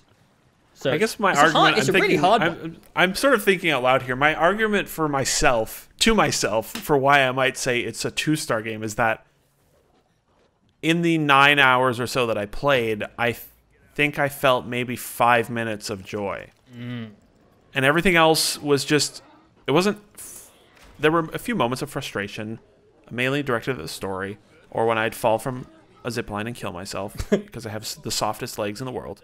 But the majority of my time, it was one of those games where I just felt nothing the whole time, you know? I was just sort of playing it. Half stars? Maybe we should do half stars. I don't know. 2.5 stars out of 5 is like right in the middle. That really seems cushy, that 2.5 stars. There's nothing wrong with a 1 out of 10 system. Yeah. It's better than doing 1 out of 100 like these other maniacs. Yeah. These 9.72. Yeah, maybe Far Cry will convince me to introduce half stars. Yeah, for our second game in this format is making things difficult. Yeah, because a spin-off of the 5th game in a franchise in the open world genre with a game-breaking bug. Review it. Good luck. It's the 3rd spin-off, and it's the first spin-off to the 5th game. Yes. Oh, fuck. It's really weird. It is, yeah. Well, we'll end on a cliffhanger, maybe? You have to watch the standalone review to know. You might have find out what the final verdict was. Yeah, it's just... I don't know. It's just sort of like... It's there. It's just sort of, it's a video game, you know? It's just, it exists. If you like Far Cry, you'll like it. You'll probably like it. But at the same time, like, just try something else. Just, you know, live a little. People that play games and Ubisoft, you know, both, everyone, like, just, you know, I don't know. It's just, Far Cry's never been for me, and New Dawn is just, it's fine. It's more Far Cry. Yeah, 3 that was stars. a very concise conclusion from us. Yeah, it was a 10-minute rambling of confusion. I don't know. It's fucking boring. I don't. This was longer than our Resident Evil chat. I think it was. We didn't really talk about the game as much, mostly just about the franchise as a whole and what's going on. Yeah, but yeah, and that I think that factors in substantially to a game, especially when it's, like you said, it's a spin-off to the 5th game in a series. You know, yeah, it's in a busy genre. In a very busy genre. You know, the same day that Metro Exodus is out. The same day that, well, I was going to say Anthem and Crackdown, but those are not as comparable. But, you know, the Rage is coming soon. Open worlds are... everywhere. They're everywhere. So... I think we move on. I think we should stop talking. Forever. That's my conclusion. I give our review of Far Cry New Dawn 2 stars. Okay, yeah, me too. Yeah. Sorry, everyone. Moving on to Anthem, the highly anticipated Destiny killer from BioWare Studio Games people. First new IP from BioWare in 12 years. Wow, wow, wow. Yeah, and we should say that I haven't touched the game outside of the beta. You know, Metro came out. I was going to list off all the games that came out, but I didn't really play any of them. I tried Crackdown, and apart from that, I've just been playing Metro. But I haven't got around to it. Yeah, we'll save Metro for the last of this conversation. Yeah, I haven't got around to it, mostly because it isn't officially out yet. It's like this No, it is out. I don't fucking know. It's so confusing the way they do these things. Is it out? Is it not out? So this is being talked about before February 22nd, which is hey, this game is on store shelves, you can buy it. Okay. But it's out. I paid money for it, and I played the video game, so it's out. Okay, it's out. It's only out in specific circumstances. You know, there's the trial. If you have Origin Access Basic, you get a 10-hour trial. If you have Origin Access Premier on the PC, you get unlimited access to the game. And if you have EA Access on the Xbox, you get a 10-hour trial. And then everyone else gets the video game on Friday. Wow. When did playing games get so complicated? Yeah, EA is killing their releases with this staggered release stuff. It's so bad. I don't know what they're thinking. It's literally the polar opposite of Apex. It couldn't be further away from the way Apex came out. Yeah, and Battlefield 5 was the same, and Mass Effect Andromeda was the same, and, you know, like, all their major releases for the last 2 years have been this way. Except now, with Origin Access, Battlefield and Anthem, like, with their premiere, you can just play the whole game on PC, like, a week early. So, but it's out. I paid money for it. If I can pay money for the video game and then play it through and see credits, it's out, in my opinion. Yeah, that's fair. So I played the demo, and I didn't really come away with hugely negative feelings because this genre isn't really for me.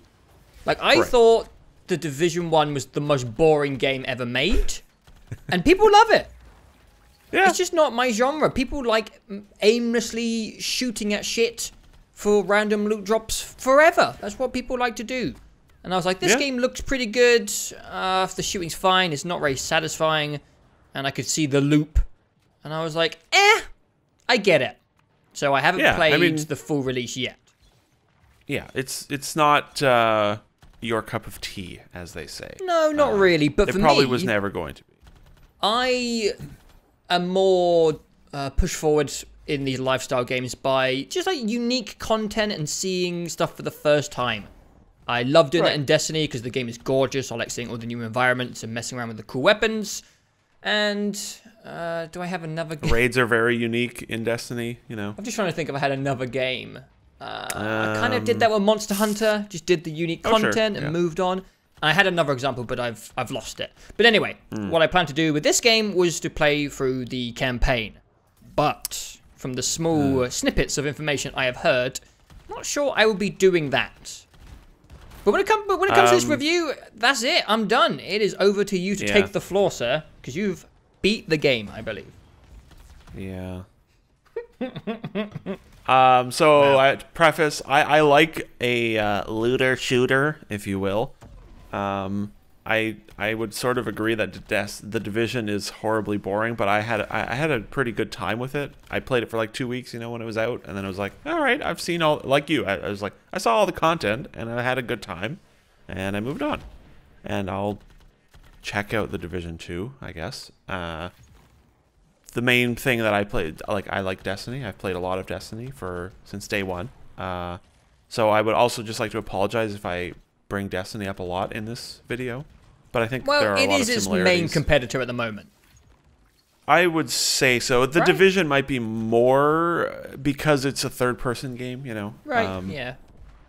But I mean, there's Warframe, but Warframe's free to play, so that sort of, you know, changes it a little bit. But it's a fairly limited genre, I would say, in terms of like AAA releases. It's the Division, Destiny, and now Anthem, really, and then Warframe is sort of off on its own, doing its own thing. And I've never played it, and probably never will. Oh God. Gotta start somewhere.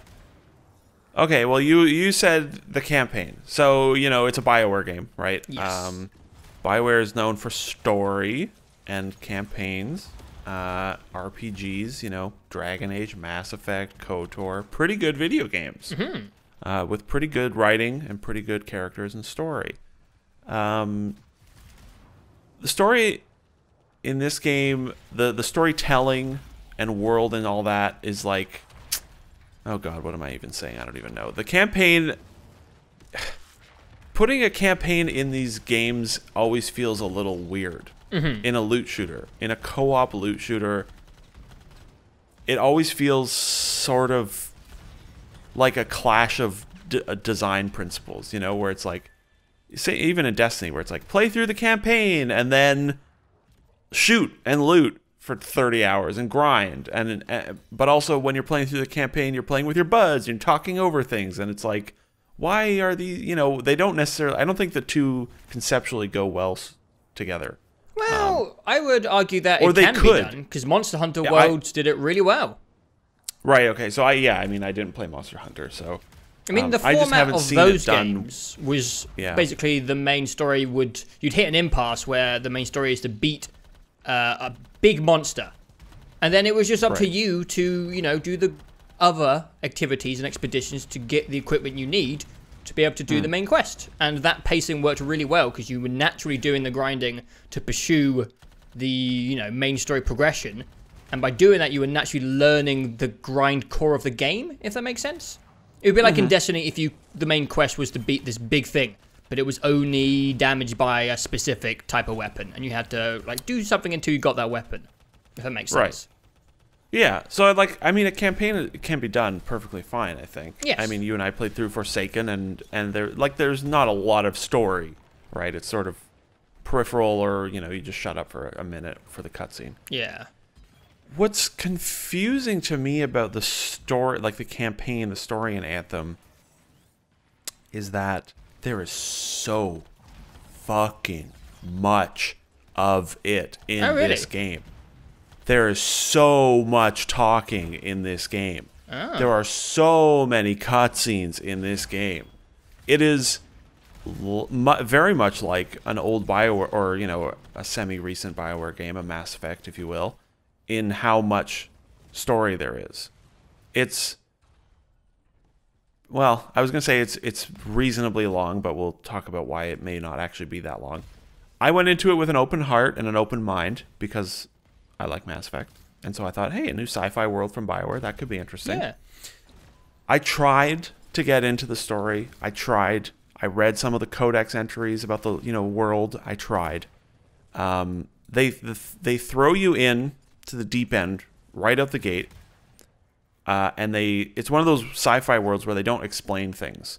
They just throw you in, and they're like, we have to get to the heart of rage and stop the cenotaph. The anthem of creation is singing its song. And I'm like, huh? And you spend the entire game with characters saying words that mean nothing to you unless you go in and read the lore entries. Yeah. Which is a bad way to do it, in my opinion. You can have a somewhat built up universe, but you need to have like the fish out of water as the main character, and he needs to be going around being like, what does this mean? Huh? And then characters need to explain things to you, right? Yeah. But this is it's just gibberish nonsense. So that's immediately off-putting, where every single word, like every other word out of someone's mouth, is a gibberish word. And then the writing and storytelling, okay, I'll say the voice acting and motion capture is good in this game. It's like well done. I mean, the graphics look really nice. Oh, it's a very pretty game. Yeah. And it's a big step up from Mass Effect Andromeda, which is BioWare's last video game, in terms of, you know, let's say character animation and voice acting. The mocap is excellent. The voice acting is all good, and there are times where it's actually impressively snappy and fast, like quickly delivered in a way that games don't do very well, which is cool. But it's it's a weird thing. The story stuff, the writing and voice delivery really does remind me of Mass Effect Andromeda in the style of it, in the tone, not necessarily in quality, because there's very little writing that I found to be bad. It's just sort of boring. But the whole game has that sort of like, haha, don't worry, you've got this. Yeah. Tone to it. And I mean, you could do this with Mass Effect Andromeda or Anthem, which is take a shot of brutally strong alcohol every time someone says some variation of, don't worry, we've got this, and you would die. Because they say it like every 10 minutes in Anthem as well. And it's a hard thing to describe for me, but it's this certain sort of happy-go-lucky, shit-eating grin tone that this game has in the same way that Andromeda had, that I find really very off-putting, when every character is like a smarmy, like, haha, we're having jokes, and haha, you got this, don't worry, man, go get them. It's almost a bit patronizing at times. It is, yeah, and the whole game is like that. And so I paid attention to the story for about 5 hours, and then I just started skipping cutscenes. Oof. Because it was just, it was nonsense. Like, I couldn't understand what was happening, even though I was paying attention. And I just found it all fucking boring. So I said, whatever, I don't care about the story. I'm going to try and, I'm more interested in the gameplay aspects and, like, the fundamental design of the game. Yeah. Because it's a loot shooter. That's what you're going to spend the most of your time doing. But it's you can't build a great social loot shooter with this much story, I don't think, because like everywhere in the game they say Anthem is best played with a squad and with your friends. Oh, right? It's not like the Fallout 76 syndrome where everyone has to be quiet for like a cutscene at the same time? Or? Yes. Oh, yeah, that sucks. So every single mission in the game has probably 3 to 5 minutes of dialogue before and after where you are alone in the fort where you talk to a character, and there is dialogue constantly throughout every single mission. And there is probably like 20 hours of story, and most of it would be talking in this game. Jesus. And after every single mission, to get faction rep, you have to go around and talk to like 8 different characters, and you get some faction rep from each of them. And it's not just walk up and hit A and you get your rep. It's walk up and go through a 3 to 5 minute dialogue sequence with dialogue choices with like 5 different characters after every single mission in the game. And so there is like a shocking amount of writing in the game and dialogue, and that interferes with the part where you're supposed to play with your friends. And so it's like, everyone shut up. We need to pay attention to these never-ending cutscenes. And that doesn't make sense to me. But we should move on from the story stuff because, honestly, you know, there'll be people that enjoy it, and that's fine. I don't think BioWare can write a good video game anymore. I hate to say it, but they, you know, Mass Effect Andromeda and Anthem are their last 2 games, and I don't think either of them are well-written at all. Whatever, so be it. You know, I mean, Destiny's writing is terrible. The Division, who fucking cares? Like, if it's a good enough loot shooter, then who cares? It's not huge, Yeah, but I think if you're looking, you know, you could probably play this solo and pay attention to the story and have a decent time if you really got into the lore, which, you know, some people will do, and God help them. Godspeed. You know. Whoops. The thing that, well, it's not one thing, but it's a big thing. It's the thing with Anthem is that, you know, you'll see a lot of reviews probably that talk about bugs as well, and a lot of them will probably be fixed, you know, in the next week or 2 or 3. And I had a relatively bug-free time. You know, there were things, and I'll probably mention a few of them, but it's reminiscent of Andromeda again, and I hate to keep bringing that game up. Where, you know, Andromeda, when it came out, it was like, wow, Andromeda was literally the most broken game I've ever played. But that was all anyone seemed to talk about, was like, oh, the facial animations, and it's so buggy, but like, there were profound fundamental design flaws with that game, and that's what disappointed me the most. And that's the case with Anthem. You'll hear a lot about bugs. You'll hear like a lot of, you know, things about loading times. This game, it'll be bugs and load times instead of bugs and facial animations.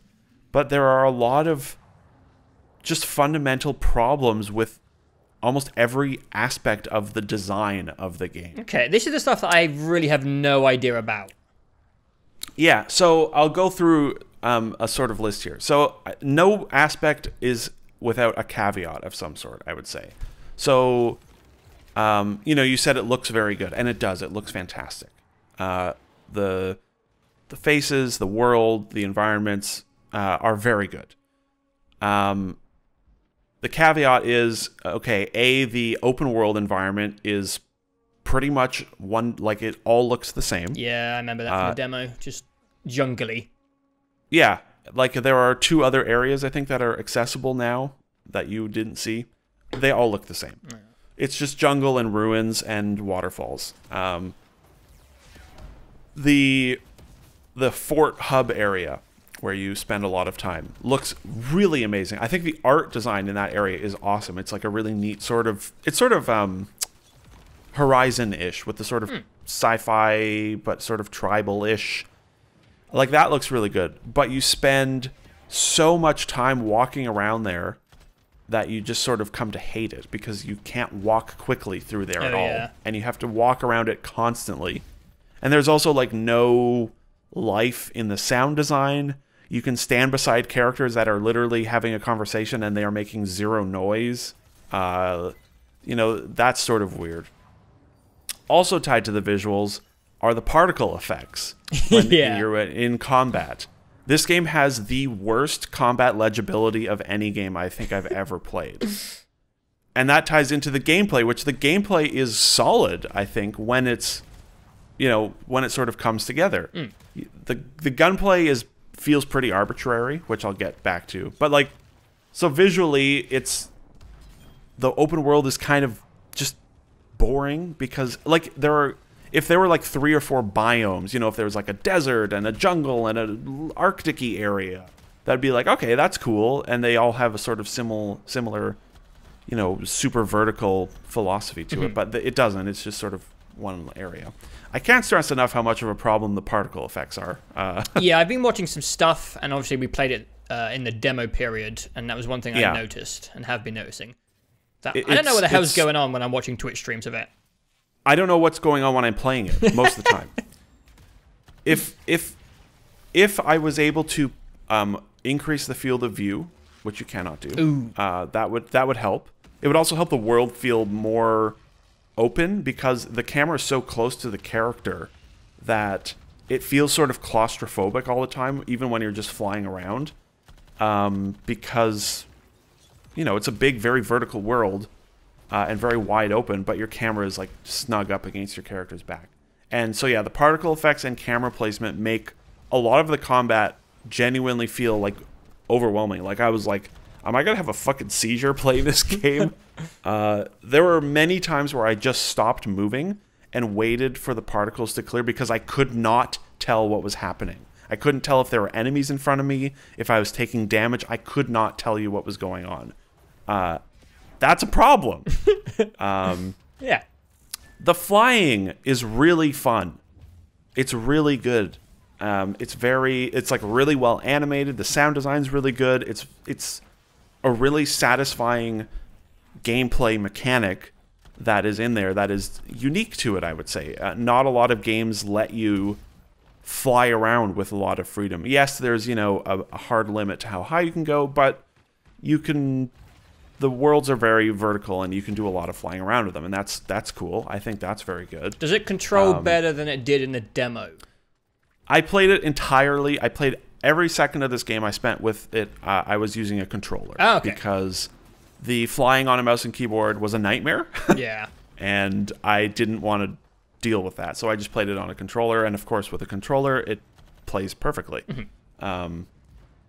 Caveat to the flying is you overheat constantly. Yeah, I remember that. You can fly for about 15 seconds before you crash into the ground and have to sit around on the ground, wait for your overheat meter to cool off, and then you can fly again for another 15 seconds. Can you upgrade that? Nope. Oh. Okay. If there were waterfalls all over, you know, the overheat mechanics makes me think that there would be water like every 10 feet. Oh, the in the water world. cools you down.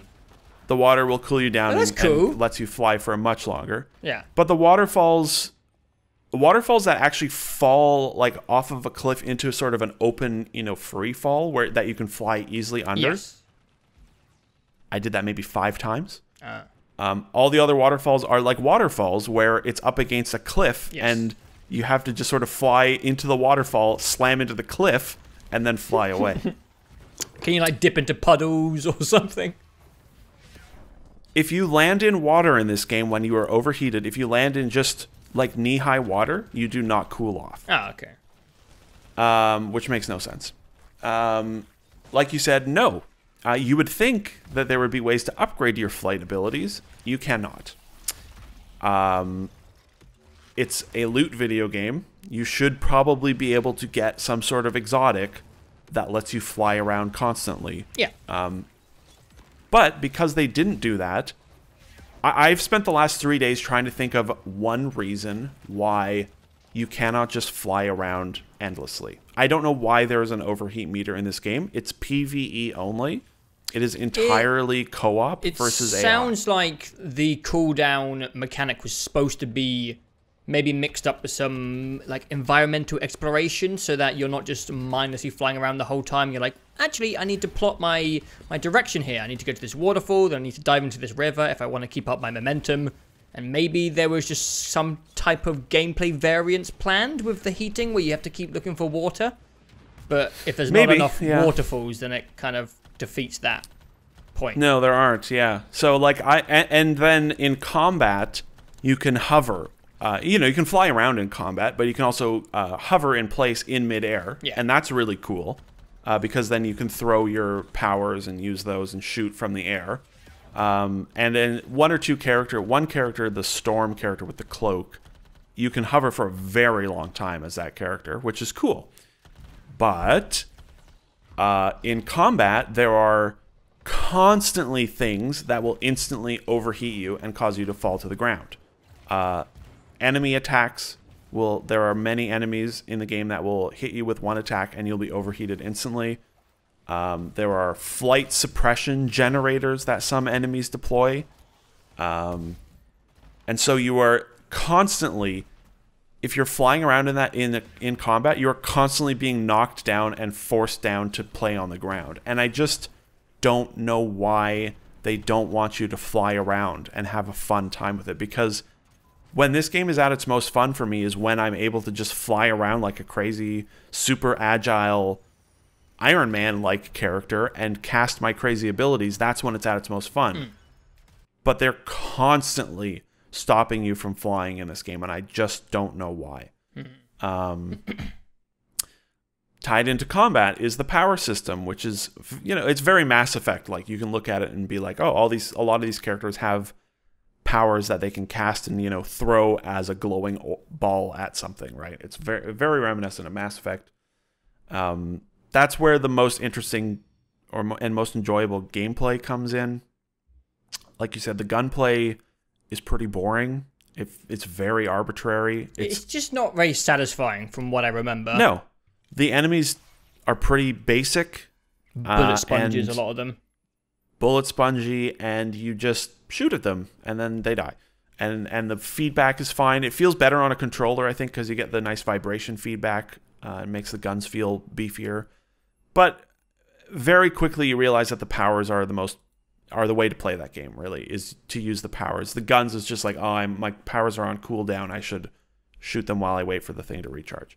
The guns all have, that's a lot of the loot is getting the guns, and that's fine. The guns all look the same. Like a level 1 assault rifle looks pretty much identical to a higher tier assault rifle. It might get a little bit more visually interesting, but they basically all look exactly the same and shoot exactly the same. They'll just have, like, a really high tier weapon will have like some interesting stats on it, like you'll get more luck, which is like increases loot drops. You might get faster cooldowns caused by a gun, which is kind of interesting.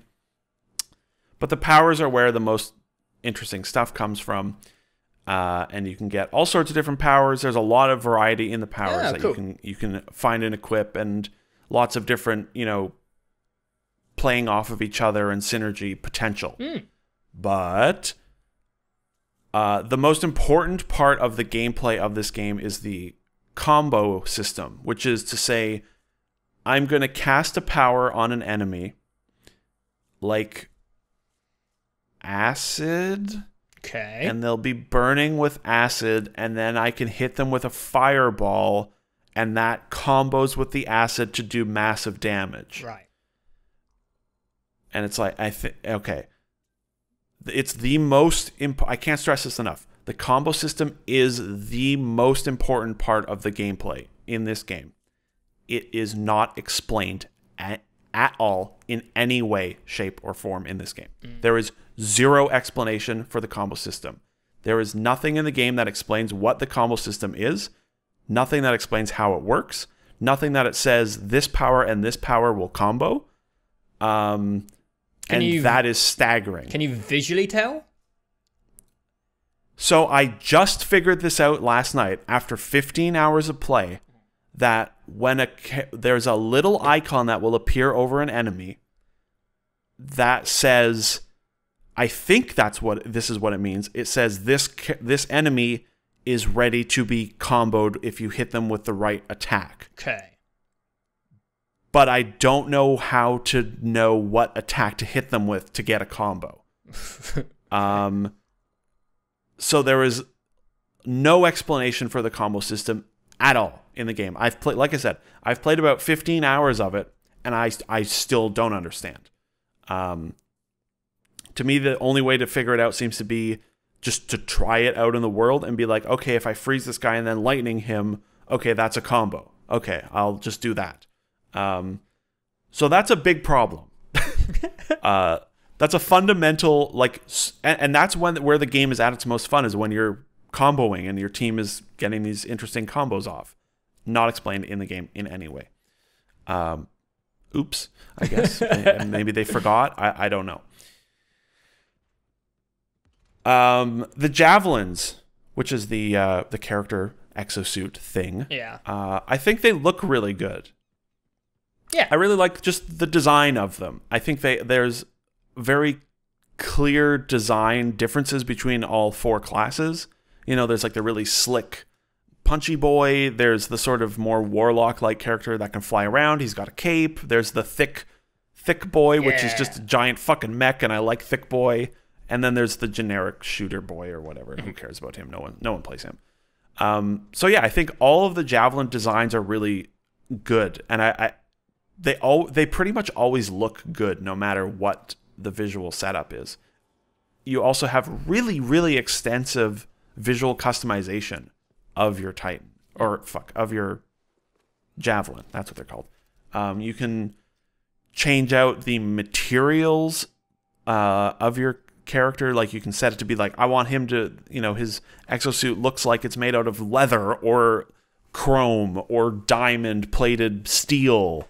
And you can choose all these different textures for them. You can change the colors extensively. You can create your own colors if you don't like their preset colors. Every single person I've seen in the game looks different in terms of color schemes, which is cool. Not having limitations like fucking Destiny, where you have one-time use shaders. It's very good that they have such extensive visual and color customization. It's mainly the color customization that is so good. The problem is there is no cosmetic loot in this game. Okay. Well, that's not necessarily true. There is no cosmetic loot in this game that drops in the world. Right. So you have armor slots. You have a slot for your legs, arms, and helmet. I think it's those three. There might be one for the chest as well. It's a purely cosmetic change. There's no stats tied to armor. It's purely to make yourself look different. But none of that drops from the open world. The only way to get new pieces of armor to make yourself look different from everyone else is to buy it from their store with coins. Here we go. Now, in their store, they have I think they have 6 items are for sale in their store.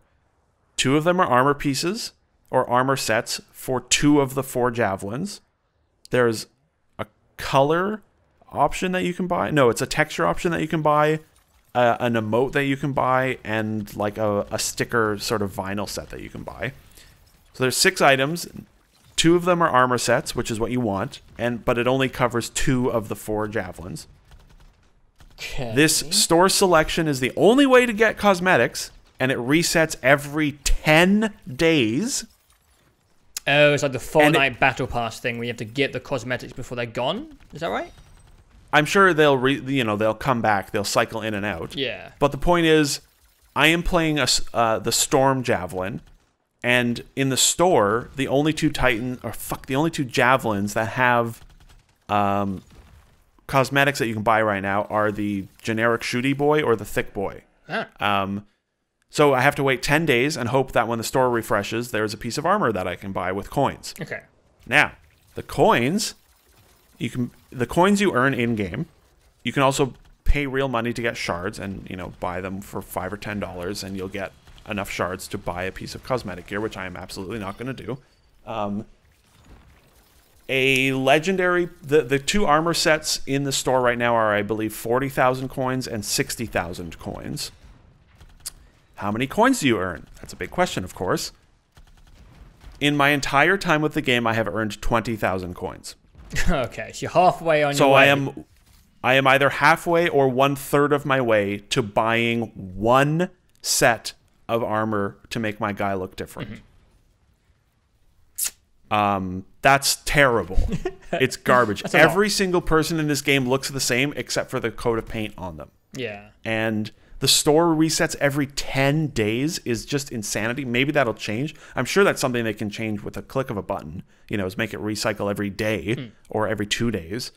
The rate at which you earn coins is simply not enough. The final end game challenge, which would take about 30 hours, I would estimate, of grinding and replaying content. The reward for it is 4,000 coins. Nice. Yeah. Yeah. So that's a big problem. That's really bad. A few throwaway ones. The mission design is just garbage. I can accept it. Like I think you would have said this or have said this, where it's like, like Destiny is the same way, and The Division is kind of the same way, and those games have very basic mission design. I would agree. I think Destiny 1 at launch especially was awful, and Destiny's gotten better at mission design. Every single mission in Anthem is you fly for about a minute to somewhere. You have to then find between 4 and 12 collectible things hidden in the environment and pick them up and usually bring them back to some sort of other thing in the environment. And then you usually stand in a circle. A green circle will form on the ground, and you'll stand in that circle for 1 to 5 minutes while you shoot enemies. And then you'll fly somewhere else and do that 2 more times, and then the mission will end. And that's pretty much every single mission in that game. It's just that over and over again. Which, whatever. I can't go into that too much. They'll make them better, hopefully, one day. Maybe. Continuing on the more interesting things, there's no sense of flow to the game at all. The load times are just unbelievable. You launch the game. It spawns you at the back of Fort Tarsis. So I have to walk. It takes about 30 seconds to walk across the base to get into my javelin. I get into the javelin. I pick the mission I want to go on. I launch the mission. I load for about 90 seconds on an SSD. It takes about 90 seconds to load the mission. Jesus. I get into the mission. We fight for a few minutes. And then it says, oh, you got to go into this little tomb here. And then I fly to the tomb. We fly to the tomb. And you get another load while you load into the tomb. It's pretty quick. It's like 10 seconds, thank God. You spend a minute in the tomb. You interact with things. You collect 3 things in the tomb. You leave the tomb. You get another 45-second load to get back into the open world. You play the rest of the mission. You get back to the... You get this mission complete screen. And then it says, you want to load... Where do you want to load into? And I say, take me to the Forge, which is where you manage your inventory. And then I load into the inventory management screen and manage my inventory. And then I load back into Fort Tarsis. And then I walk across the fucking fort. I turn in my quest. I listen to 10 minutes of dialogue. I pick up the next quest. I walk across Fort Tarsis. I load into my inventory screen again and manage my inventory a bit more. I load back into Fort Tarsis. And then I launch my mission and we go again. I mean, Jesus Christ. How do you build the worst, like the loading times will be improved, of course. I can't imagine what they're like on consoles. Like I said, loading into the open world takes 90 seconds for me on an SSD, and that's just insane. I don't know what they're like on consoles. They'll get improved, I'm sure. The craziest part about that I just told you is the fact that you have to load twice to get to your inventory and manage your inventory in a loot shooter. I've heard that you can't do it out in a boot. When gear drops for you out and about, all it says is, hey, you got a blue item. And then that's it. And you cannot open your inventory. if you see that your teammates are all using fire and you're using ice and those cancel each other out, I have no way of changing my gear to synergize with my teammates. Oh, yeah. I have no way of equipping a better gun if I realize that a sniper doesn't make sense for this mission. Yeah, that's nuts. It's madness. I have to imagine it's a technical issue that they have with Frostbite. It's a loot shooter. You managing your inventory is a huge part of that game, right? Of the genre. Yeah, like being able to change weapons mid-fight is what makes them flexible and varied. Yes, exactly. And with all the loads, the loading stuff would be far more tolerable if you could manage your inventory in the loads like Destiny. Or you could open the codex maybe and read about all their lore in the loading screens. That would be good because it's just a static loading screen with a JPEG on it, right? And one loading tip. And there's like 5 loading tips. It's something Destiny has a lot of loading, but they hide it well. They make it feel like it's a part of the world because you just see the ship flying and you can open your inventory and you can look through all this shit. Mm-hmm.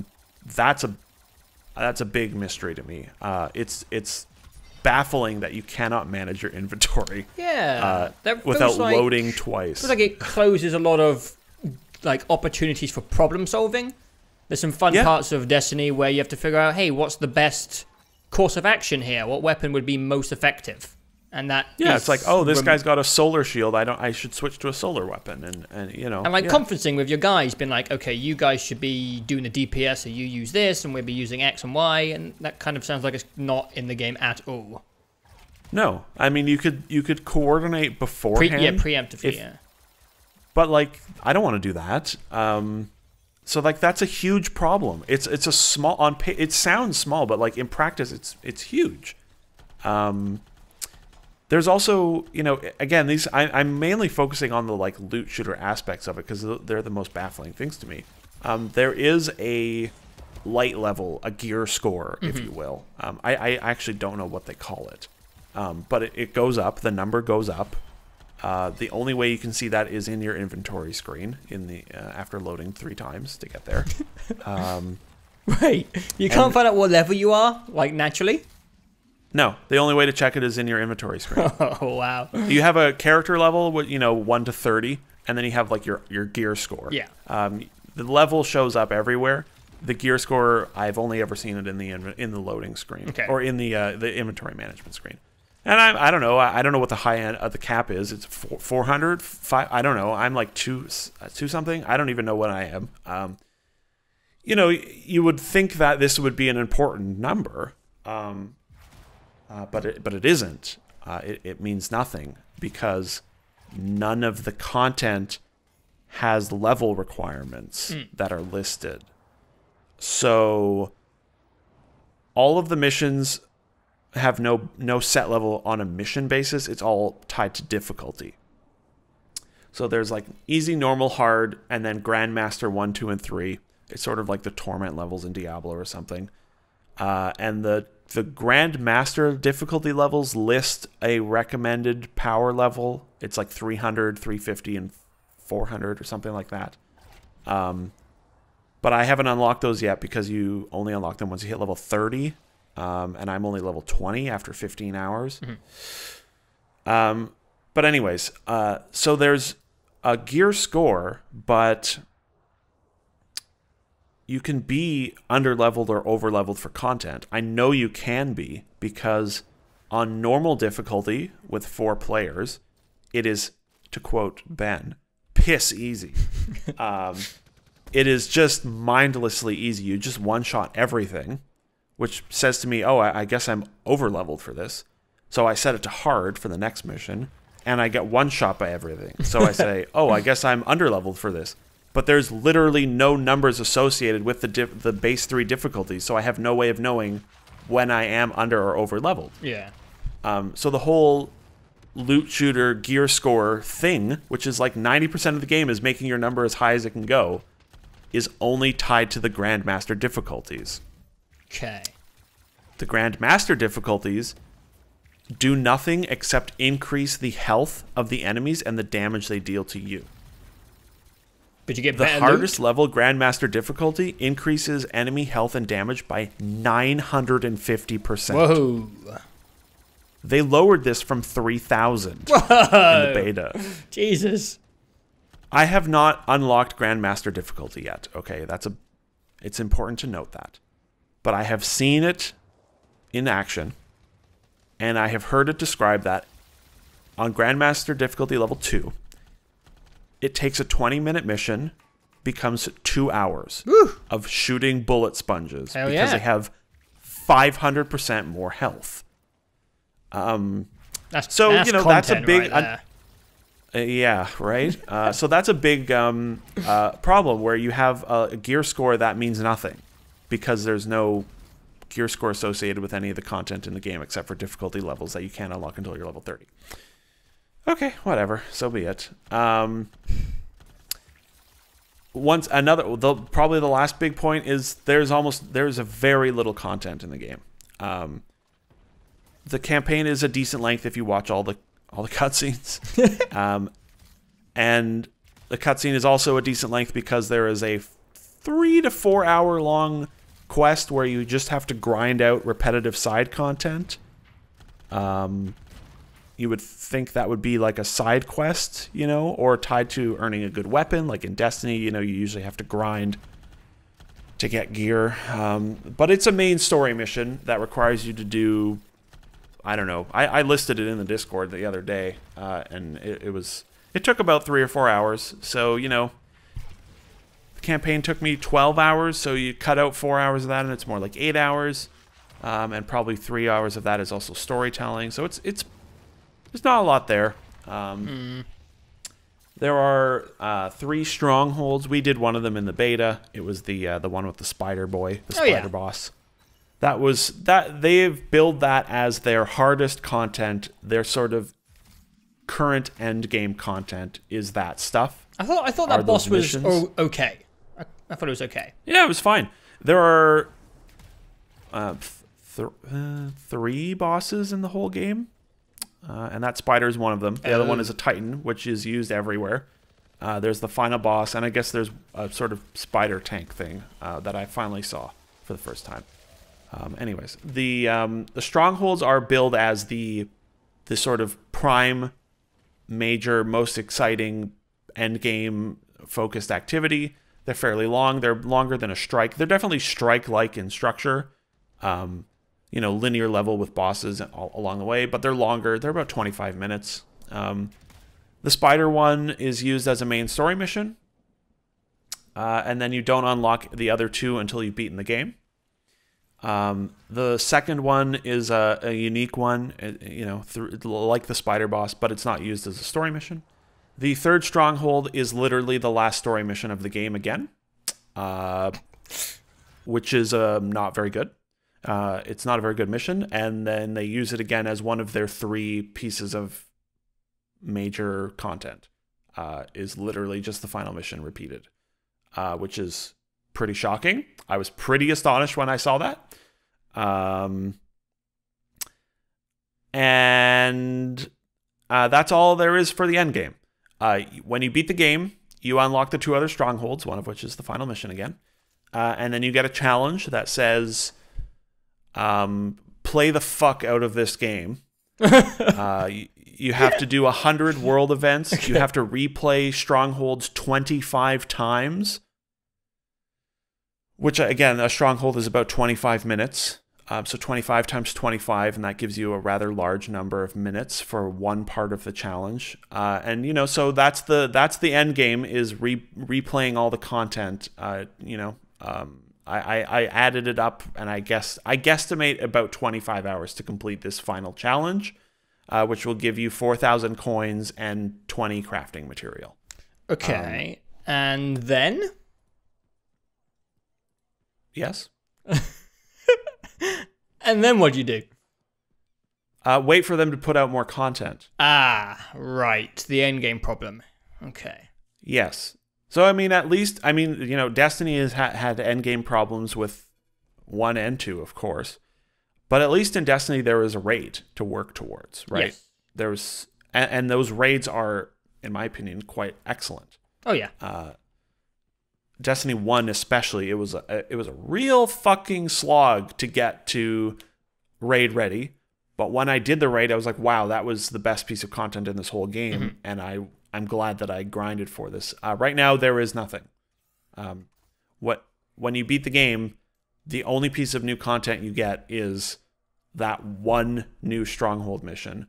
And then the rest of it is you replaying the 3 strongholds and you doing contracts out, in the world, in the mission, in the areas that you've already seen when you played through the campaign. Have they announced the future support plans for the game? Yeah, like they have plans. Something, I guess. Starting in March, which is a couple weeks away, and they didn't, I can't think of a reason to keep playing it right now. Nice. And again, I played 12 hours. I think I have 13, maybe 14 hours on the clock now, and I've seen everything there is to see. Yeah. I don't have, the best weapons, the best gear. I would be interested to see what that stuff is like. But I have no reason to do so outside of my own curiosity, which is not enough.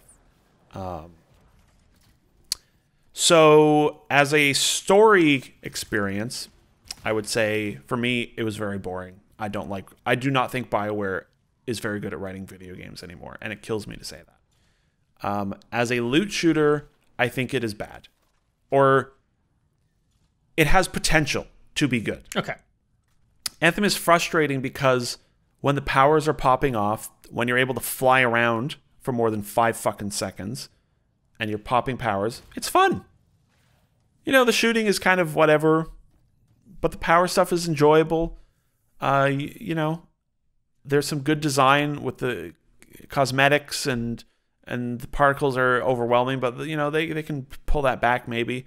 There is absolutely a way for them to make this game solid, let's say. I don't know if it can ever be exceptional, because with something like Destiny 1 was like shockingly flawed. But there were exceptional elements to Destiny 1. The shooting and the visuals in Destiny, the whole series, are amazing, I think. Yeah.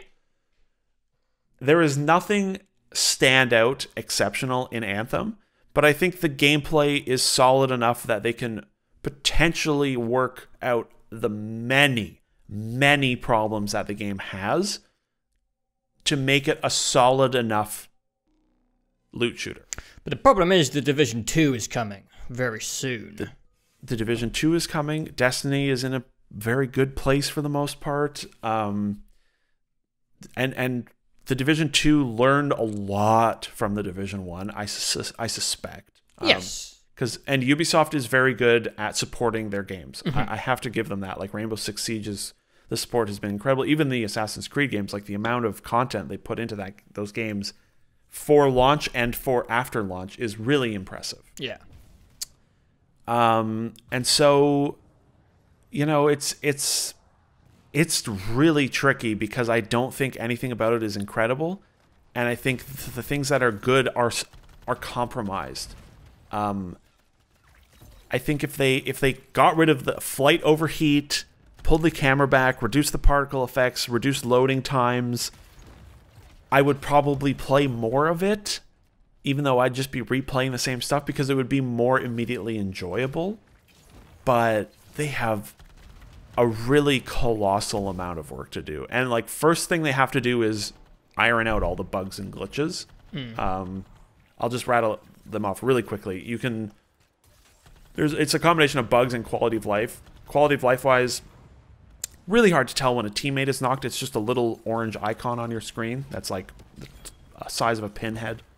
You are constantly, when you're flying around, there's a thing that's popping up all the time saying, "Get back to the mission zone, you fucking idiot!" Even though you're about 5 feet behind the person in front of you. And that covers up your overheat meter, so you can't tell when you're overheating. That also ties into some pretty fun bugs that are in there, where I've been spawned on the other side, on the wrong side of a locked door that I cannot go through. Nice. And then The whole, you know, it's constantly popping up saying, get back in the mission zone. We're going to teleport you there if you don't get your ass in there. That it doesn't pop up when you need it most, which is when I'm stuck in this room and my team is fighting the boss. It didn't teleport me in. I guess, whoops. If you are knocked down when a boss dies, you don't get loot. Oops. That's a big no-no. Hopefully you don't die during a boss fight, because then all your time has been wasted. Yeah, I heard about that. You can use the quick play option from the menus and get put into literally any mission in the game, including the final mission. The famous seagull clip going around has a level 2 player joining the final mission of the game. That's great. Oops. That's just great. Like I said, I've had more than one time where the doors in a mission just don't open. There are a lot of audio glitches. The gun sound effects for shooting keeps playing while you're reloading. So you're shooting and then you're reloading, and the gun shots are still going off. I had the audio completely cut out and had to reboot the game. I've had the camera perspective be inside my character's brain for an entire cutscene, so I saw the back of his eyes and nose and mouth, which is rather hilarious. You cannot place markers on the map in the open world, so it's an absolute pain in the ass to get around the map, because you have to constantly be opening your map to check where you're going. Also, the open world is pretty good size. There are a maximum number of 4 players in that open world. So if you go into free roam and you want to do a public event, you remember that fun feeling in Destiny where you do a public event fucking completely alone and it sucks? That has been my experience with every single public event in this game, because there are a maximum of only 4 players in the entire open world. Oops, I guess. I don't know. Other player characters, I've had them in cutscenes where they're just standing unanimated off to the side in a cutscene, and it's just like they're just standing there like, picking their nose. I don't know. Enemies pop into existence and disappear with no animations out of existence when a fight is over. I've had my sniper scope be stuck zoomed in with the HUD disappear for about 15 seconds if I reload too quickly or something. I don't know. Your ultimate ability, I regularly see that it's charged and then go to hit the button and it won't trigger my ultimate. That's annoying. Just a few of the smaller problems that you might encounter while you also, when you're knocked, you cannot do anything. When you are knocked in this game and waiting to be revived, you are stuck there, sitting there, doing nothing. You cannot open your menu. You cannot escape the game with Alt. The only way to get out of that game when you're knocked is to Alt F4. You cannot even open any menu. I was knocked once for 5 minutes, and I just walked away from my computer and went into the kitchen, and I could see my computer from the kitchen, and I just was working on things in the kitchen, waiting to be revived, because I literally can't do anything except quit the fucking game when you're knocked.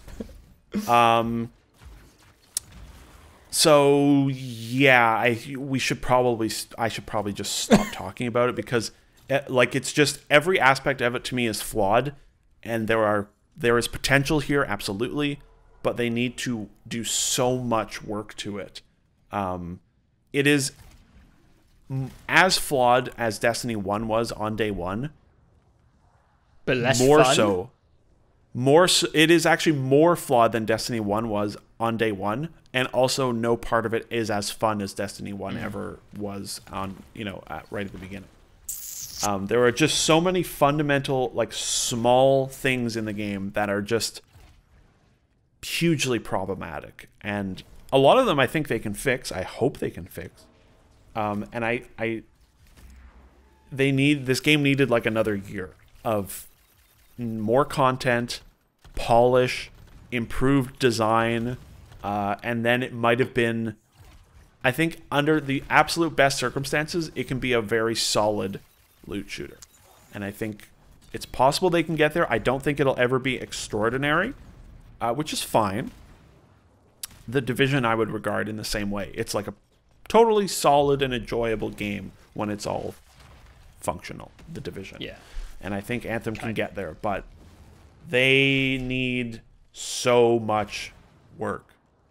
And I really don't think anyone should play it right now. Oof, nice. I just, like, maybe, you know, if you have your friends, the thing is, when you play games with friends and you're talking, the number of games you can have a good time in while doing that is plenty, right? There are like dozens of games you could play and mindlessly shoot things and talk to your friends about stuff. And Anthem, you could do that. Yeah, you would probably have to turn down the voice dialogue down to 0 so you could hear your friends talking underneath the dialogue that is always playing. But I just don't know. I just don't think anyone should pay $60 for this right now. And you know, you could pay your $5 on Xbox or PC and play it for 10 hours if it looks remotely intriguing. I think that's a good way to do it. You know, $5 for a 10-hour trial of a game I think is very reasonable. Yeah.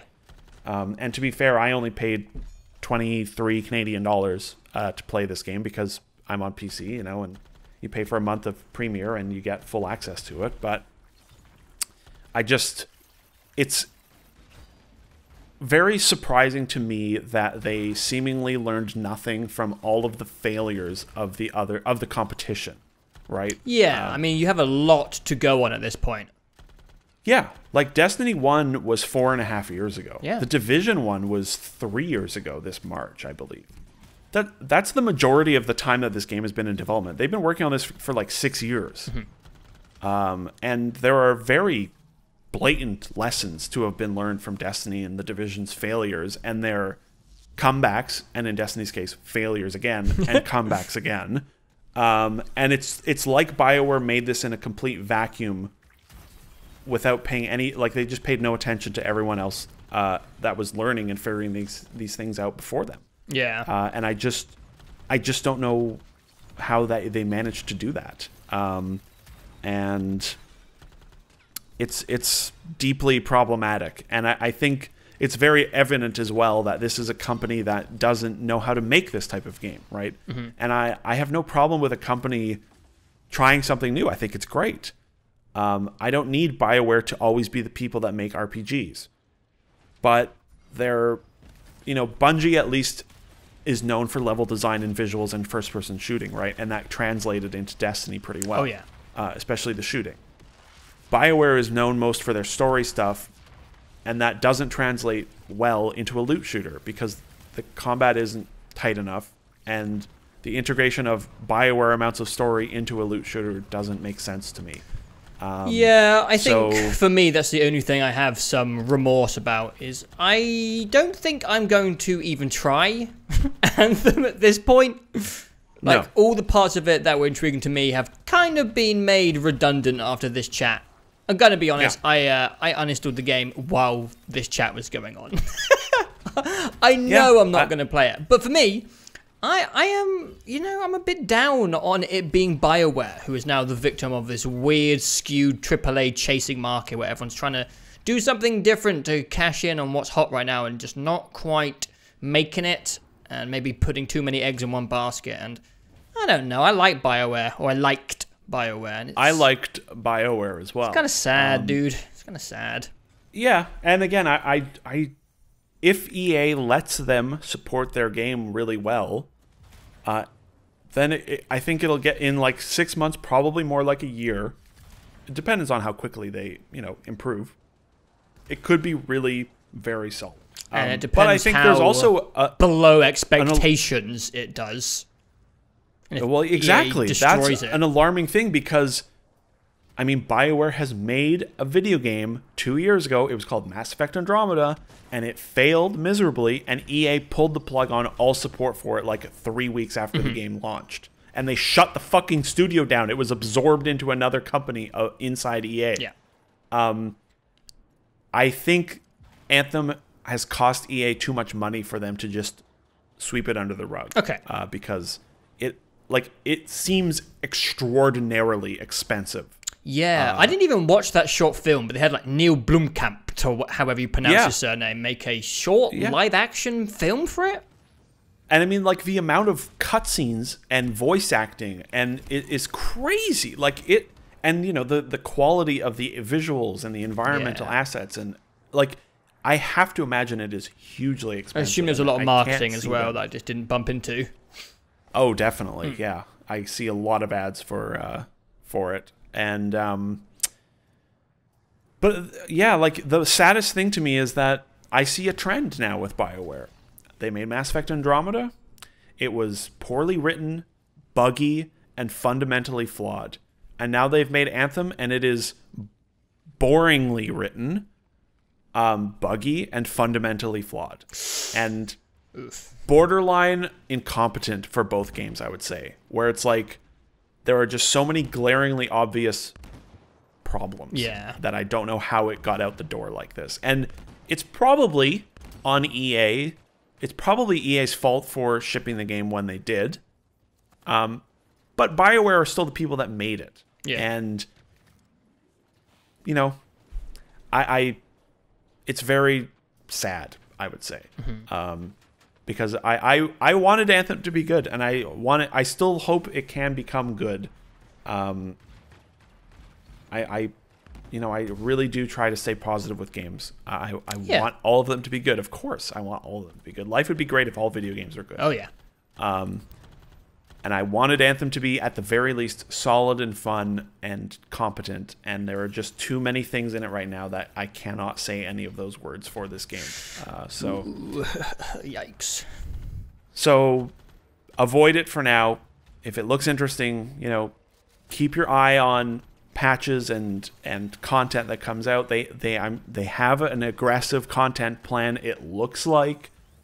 Who knows what the quality and cadence of that content will be? I don't know. We could always do a similar thing that we did with Destiny, where we do a 1 year later review, maybe. I think I will absolutely do that because it's too fascinating. I think I will keep my eye on it. Okay. Because it's just too fascinating. I will never love it like I love Destiny, but I am too fascinated by it to not keep up with it in some way. So, yes, I think in a year's time we will come back, or at least I will come back to Anthem, and, you know, we'll have a chat again. And maybe you'll have played it, maybe you won't have. No.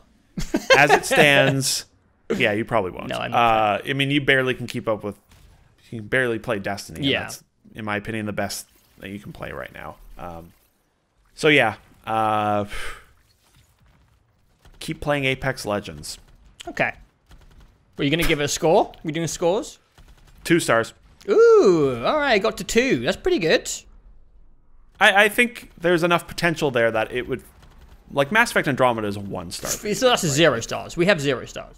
No, you're right. It's 1 star. There was like some fun to be had with Andromeda's combat. You know, the power system. Yeah, I'm being a bit vindictive. It's a 1 star. Yeah, and there's some, you know, decent art and variety. But Anthem is not that insulting as Andromeda. Yeah. But it is too flawed. I just cannot give it a 3. I think it is currently a 2-star game, and I think at best it can become a 4-star game.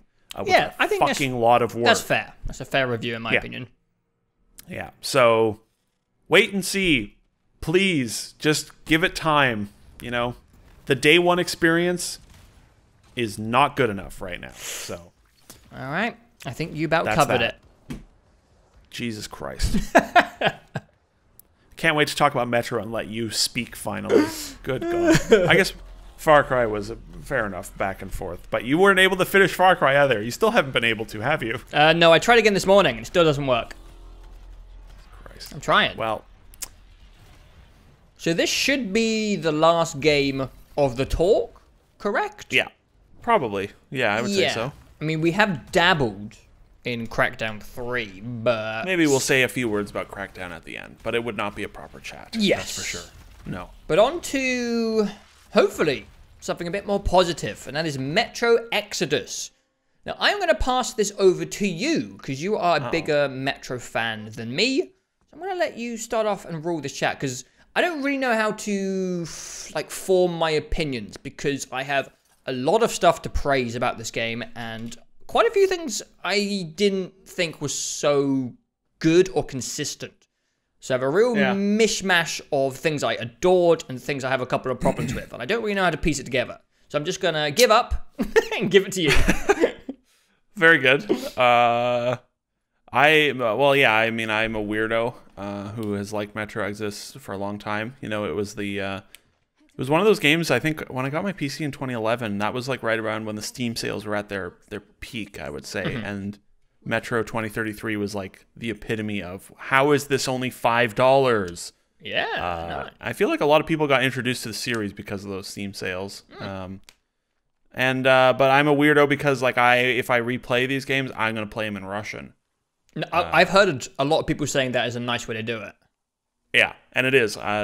It's very cool. You know, you don't have to pay as much attention to the story. You can even turn subtitles off just for maximum, and it just go all in on the immersion. Yeah, it's all about that immersion. I liked the first two games because of that obsessive focus on immersion that they go for. And that's always been the main appeal for me. You know, also, like, visually, they've always been amazing, especially on PC. But that focus on just intense immersion and spooks and claustrophobia and weird factions of people and admirable attempts at storytelling, let's say, have always been very appealing. Or they've always meshed well together for me. And I've always liked the series, but the immersive aspects has always been what has been the main appeal for me. Yeah, and I would me say, too, I'd say, as a whole, I think Exodus is great. I had a great time with it, and was very, very pleased with it from start to finish. Yes, that's certainly not without flaws. But considering many of the things, you know, like it's a AA game, if you will. Yeah. It's one of those games that we don't get a lot of anymore, which is a sort of a B tier game but it's got an AAA skin on it, basically. It's very close to AAA in my opinion. Yeah. But the circumstances of the team and developer and all that, you know, the budget and size of number of people and all that, it sort of shows at times, let's say. Yeah. But yeah, I was very curious to see what their move to open world-ish level design would be like. I will say on that topic, I was a little disappointed that there are really only 2 of those open worlds. Yeah, I wasn't sure if I accidentally rushed through the... Should we just say that we're going to at least spoil the biomes of these areas? If people consider that spoilery, we are going to be at least mentioning the settings, which I don't think is a big spoiler, but you know what people are like. People get a bit... Yeah. So, I'm just going to say it.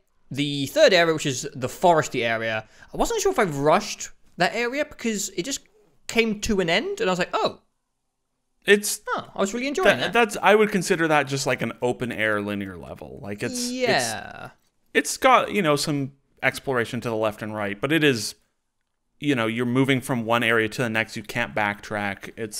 There are really only 2 of those big open worlds. Okay, yeah. I would say. It was sort of like the move from Witcher 2 to Witcher 3, where it was like, oh, they did a couple of small areas in the Witcher 2, now they're going a full open world. Are they going to be able to maintain that density that 2033 and Last Light had? Are they going to be able to maintain like visual density, claustrophobia, you know, creepy atmosphere by going out into these big airy worlds? And I would say they did. Yeah. The open worlds are probably my favorite part of the game. They're fantastic, even if there are only 2 of them. I was sort of selfishly or greedily hoping there'd be like 4 of them, but I spent 6 hours on the 2 of them, you know, on each of them. So it was like, that's longer than the entirety of 2033 or Last Light on just 2 big open world levels. And that, let me just say, those big open levels, they are not any less scary than the claustrophobic ones. Yeah. They're certainly less scary during the day, of course, but they don't lose any of that like oppressive atmosphere that the metro tunnels had in the prior games. I don't know about you, but I greatly enjoyed those levels. Yeah. One thing I want to quickly commend is when you first play the beginning zone, it kind of feels like, or I assumed that the game had really committed to this open world format. But they do a really good job of bringing back and integrating the claustrophobic and Metro-like things that fans know from the first 2 games. Like, it kind of starts at the end of the first one with the interaction with that, no spoilers, but that strange government area. And then there's one within map 2, and there's another one right at the end. And that's just a little quick compliment I wanted to chuck their way. Because I really thought they could have committed fully to the open world stuff, but they sprinkled some, some homages to the original format for the fans that really enjoy that claustrophobic, spooky stuff. Yeah, there's like one linear claustrophobic level basically inside of the 2 big open worlds. Oh yeah, in the first one there's a little mine, isn't there? I'm not sure if it's a mine, but where your wife falls in. The train station or whatever. Oh yeah. The swampy train station, which I really liked that section. Yes. That was really good. Yeah. And then of course the spider den in the desert, which was just a nightmare.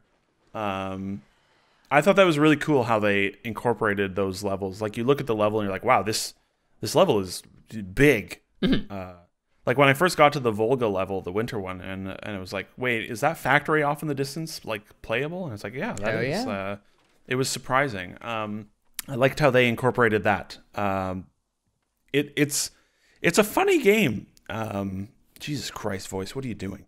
It's a weird game. It's been a while, right, since last light. What was it? March or May 2013 or something? So long that I didn't recognize any characters when I played Exodus. 6.5 years or so, I think, or 6 years, 7 years, something like that, since last light. And it's a weird game because it still very much feels like it's made in the timeline that Half-Life 2 is the most popular thing ever still. Yeah. With this, it's a linear first-person shooter, more or less. It's a weird mix of like super linear levels, and then you get to these big open levels. There's driving, there are boats. The protagonist doesn't speak in the levels, and everyone interacts with him like he does speak. Yes. And you never leave the first person, and it reminds me of the Wolfenstein games as well, where it's like they're just sort of making these first-person shooters that feel a little out of time, like just sort of disconnected from what the current trends are in a way that I like. I don't think it's a negative. It's just sort of, it just feels very counterintuitive to a lot of what has happened with first-person shooters this generation, and I like that. That's another reason that I like the games, the series, is because they're just sort of doing their own thing, and they don't really care that much about what everyone else is doing, and I like that. And the immersive aspects of this game are like untouchable. Yes, it's so committed. Yes, one of my favorite bits is in the second area in the desert. That area has some incredible lighting effects going on in the area. And one thing I really appreciated is sometimes when you're driving around, the glare off the sand is so strong you can't see anything. Mm-hmm. And the game's like, well, fucking deal with it. You wouldn't be able to see anything. Or when a sandstorm comes in. Yeah. And you're like, I can't see 4 feet in front of me. And I love when the game's like, deal with it. That's how things would happen. You wouldn't be able to see in this scenario. It's not a video gamey type experience at times. It's just does the weird RDR2 thing where it just commits to realism, even if sometimes it may sabotage fun. And I'm one of those people that appreciates that type of stuff. Totally, yeah. Like when 2033 came out, it was like, ooh, the gunplay in this is, it's a little janky. Yeah. But I was like, no, that's good. That it feels appropriate to the world. Like, you're using these weird, pipe pistols, and fighting horrible monsters, and you're inexperienced. The character is inexperienced in fighting, and it's like, it adds to the experience, in my opinion. And they just commit to it fully here, and it's of course hugely helped by the visual quality of the whole game. It is probably the best looking thing I've played on a PC in a long time. It looks really, really good. it's the first game on a PC that has felt like it's really pushing my graphics card to the limit. Like when I got to the desert area, I was like, ooh, this is no longer a steady 60 frames per second. And I like that. Because Metro 2033 and Last Light, I'm pretty sure I played those games at like a shaky 30 FPS because I just cranked all the visual settings up and my PC was horrified the whole time. So I associate Metro with being maybe not always the most smooth of a frame rate experience. I think the only area I really noticed some chugging was the forest area. I'm not sure why, but everything else was pretty smooth for me. And I had some strange chug going on during that biome. But apart from that, the game ran pretty well for me. Yeah, well, you also have a bit more capable card. I was also playing on ultra wide like a goofy boy, which adds quite a lot of pixels, but it was very worth it. Yeah. But yeah, you know, there's no HUD. You should turn the reticle off immediately. I did that before I even started the game. Nice. It took me like a couple of hours to think of it. I was like, this needs to go. Yeah, and you know, when you put your gas mask on, you can see your breath condensation, and if you get shot, you have to put a piece of duct tape on the hole in your gas mask, and you can wipe your gas mask like Last Light, and your map is a little thing. Oh, the map is so good. Yeah, it's better than it's ever been. That's for sure. Love the like physicality and the design of that thing. I want one in real life. Yeah, and just it's so committed to just you're in first person, you're immersed in the world, and their like obsession with immersion is almost like at the cost of everything else, like animation and sound design and polish are all somewhat compromised, but the like visual and just immersive, you know, nature of it is so exceptional that I sort of I'm fine with these other quirks. I just love how committed they are to it, and and I'm glad they didn't compromise on it because they could have, and they didn't. They've done a good job. I think they did it with Last Light more than anything of just making it fairly accessible. Like they got rid of the crazy bullet system from 2033 where you have like higher caliber bullets that are actually coin, like your money that you use to buy things. Oh, yeah. I forgot about They got rid of that stuff with Last Light, and it's probably for the better because they made it a little more accessible, but they definitely didn't ever lose what made it good. And there were some weird effects I had with not Last Light, Exodus, where I found it so immersive that like it would be hard to play for like really long stretches of time. I would just get some of the enemies really would freak me out. Like I would have like a physical reaction to them. Like I would get like horrible like goosebumps when they would, because a lot of them will like run at you and it really like get up in your personal space. And when you're so immersed in the world and an enemy gets up in your personal space, it becomes like actually personal to you playing the game, I found, which I hadn't had. I had it with Alien Isolation when the alien would catch you, you know? Yeah. And it would like right up really quickly, get right up into your face, and it was like, get me out of here. I would get that a lot with Exodus, like the little runny, rabbity like enemies in the Volga area that would swarm you. Yeah. Those things, or the mutants that would like hide. They would be like completely still against a wall, and they're covered in dust, and they're practically like unnoticeable. And then they just come alive and run at you, or the spiders. I found Metro Exodus to be a very uncomfortable game. Yeah. In a way that was really cool. I would call it a far scarier experience than Resident Evil 2. It kind of reminds me of Far Cry 2 at times, where some of the places are just kind of a nuisance in a way which I don't think is detrimental to enjoying the game, because, you know, Artyom has an objective and sometimes shit hits the fan and you got to just get through areas that suck to get to where you need to be. And I kind of enjoyed that at times. Like the sewer area near the end is just ghastly. Fuck that place. I hated it. God, I hated it as well. But in a way which I loved. Does that make sense? Yeah. it's very good at that. And honestly, like, I also really think it's neat that you can make the game less scary or more scary for yourself because of the time of day in the open worlds. Yeah. That's never happened before in these games, and if you wait to nighttime and go out in that open world, it is just the worst. Yeah, I'm gonna be honest. I didn't do it many times. I did one. I stuck with it longer than I would have thought. I did one full night in Volga, and I was like, "This is horrible." And these electrical orbs are dickheads. I'm never doing this again. And I did one in the desert, and it wasn't too bad. I'm not sure I missed any unique enemies, but I did a whole night, and I didn't really have many issues. And the forest is spooky at night. Yeah, the forest, I didn't last long in the forest. Nighttime forests are never really appealing. Yeah. The worst experience I had with this in terms of horror was the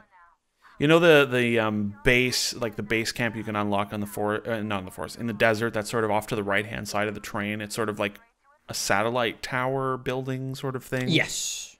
Anyways, I went into there in the dead of night. Oh no. Thinking, and turns out it's full of mutants. Yeah. And I was in my night vision goggles. I think there's a demon nest up there as well. Yeah, I guess I didn't see him. Thank God. Oh God, okay. But I just, I went into this bombed out building, and of course it's very claustrophobic because it's a building. And you've got goggles on, which limit your view a little more as well.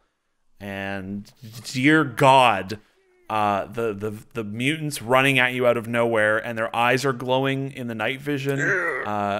And it was really like, I got into such a panic. I was just like, doing everything I could to kill them all as quickly as possible. And I ran up, unlocked the base camp and quit the game and stopped playing for the day.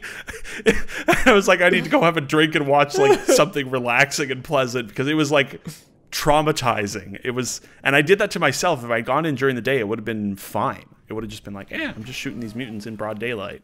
But because it was at night, it was fucking horrifying. Yeah, the game's got some good spooks to it. I actually got jump scared by one of those tumbleweeds at one point in the desert area. The fucking tumbleweeds, I hate them. They just flew out of nowhere and hit me in the face. I was like, "Oh!" I was like, "Oh wait, it's a tumbleweed." That was embarrassing. I love how in the Volga level they have the rabbits that like thump around like fucking Bigfoot. And then in the desert area, it's like, oh, we've got tumbleweeds now, and they also thump around. And also can catch fire because it gets so hot, which I thought was pretty cool. Yeah, man. The environmental detail as well. Going a bit off topic, but as soon as you said fire, it just reminded me of the fire geysers you find in the desert. Mm-hmm. God, the environmental design in this game is so detailed and also varied and interesting. Oh, yeah. The format of having these open world chunks leads to this like constant excitement where you don't know what you're going to see next. And also, they're just a talented studio. So it's fun to see them tackle these really varied environments compared to the usual stuff we see at Metro, which is like cold, swampy outside, kind of like the first area, and then cramped inside stuff. The whole first two games are like, hey, it's Metro tunnels, which, they look amazing. And then you go outside and it's like bombed out, wintry city. And that's it. And of course they did that better than anyone. But yeah, their art team really is amazing and gets to really flex a bunch in this game. And it's really cool. And there's just so much attention to detail everywhere. Yeah, it's like the way the dust builds up on things, the mud, just every area is full of little, environmental things, and it's the variety, like you said, is tremendous. You get your classic Metro stuff, you get big open winter areas, you get desert, forest, a horrible mountain bunker full of monstrosities. Yeah. They really go all over the place with it in a way that it doesn't feel like, what's the word? Sporadic or disconnected. Yeah, it feels disjointed. Just, it's all cohesive. Yeah, disjointed, that's the word. It just all feels right. I think the detail is really surprising, and it's one of those things which is kind of hard to catch at times. But I remember some pretty good examples in my head from a bit earlier in the game. I remember when you're going towards the church and Anna says she's going to cover you. If you just watch her, she has a full animation of her climbing up that tower that you can completely miss if you just get in the boat and row away. And my favorite, this is so unexciting, I don't know why I'm even talking about it. But my favorite was there is a moment in the train, I can't remember if it's like a celebratory scene. I think they're celebrating something. Or maybe they're, I don't know. But there's a moment where one of the guys leans over and he kind of like rests his hand on the side of the piano. And there's one piano key chime for when one of his fingers like pushes down on one of the keys. I didn't notice. And I was like, oh, they put in a piano key sound because one of his fingers hit it. That's insane. Yeah. And I love those little moments. It's very missable. My favorite. Yeah. You mentioned animation. I think one thing I really have to compliment is the first-person animation on the player character is pretty incredible. Yeah. He's got a full body, which is very unusual for first-person games still, you know, where they have a fully rendered and physical body that you can see all the time. You know, you can look at your legs, you can see your shadow doing everything. But just his hands are so well animated in this game. Just the gun reload animations, you can smoke, you know, in a lot of areas. You can just everything. It's got so much weight, and there's so much detail in his hands, and just the way he like grabs Anna or fucking the high fives, and like there's so much attention spent to just his hands and how well animated they are, and how much detail is in the texture work, and this sort of ties into like my broader feelings on the whole game is, regardless of the failings of it or weaker aspects, because I don't think they're necessarily failings, but they are definitely weaker aspects I will touch on here. None of them bother me too much because every part of the game feels so made with so much care and attention and like love, and I don't mean this to sound like demeaning to them, but like they're trying their hardest with like every aspect of the game, and they're obviously better at some things than other things, but it's just it probably helps Metro that I played it after playing all of Anthem and Far Cry New Dawn, which are they're passionless games. And that's not to say that the people that made them are without passion, of course, because that's not true. I mean, many people, I'm sure, cared very deeply about those games, but the end product is a big AAA game that sort of feels completely soulless and lifeless. And that happens a lot with big games because there are so many people that work on them. But Exodus is like, I don't know, every single part of it just feels like I could feel that the developers cared about every part of it and like really gave it their all.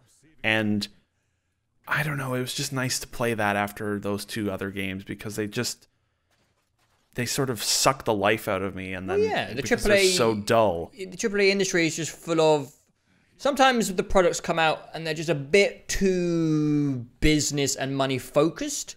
Yeah. I understand they have to make money, but honestly, in this industry, some games just don't have any passion behind them whatsoever. Yeah.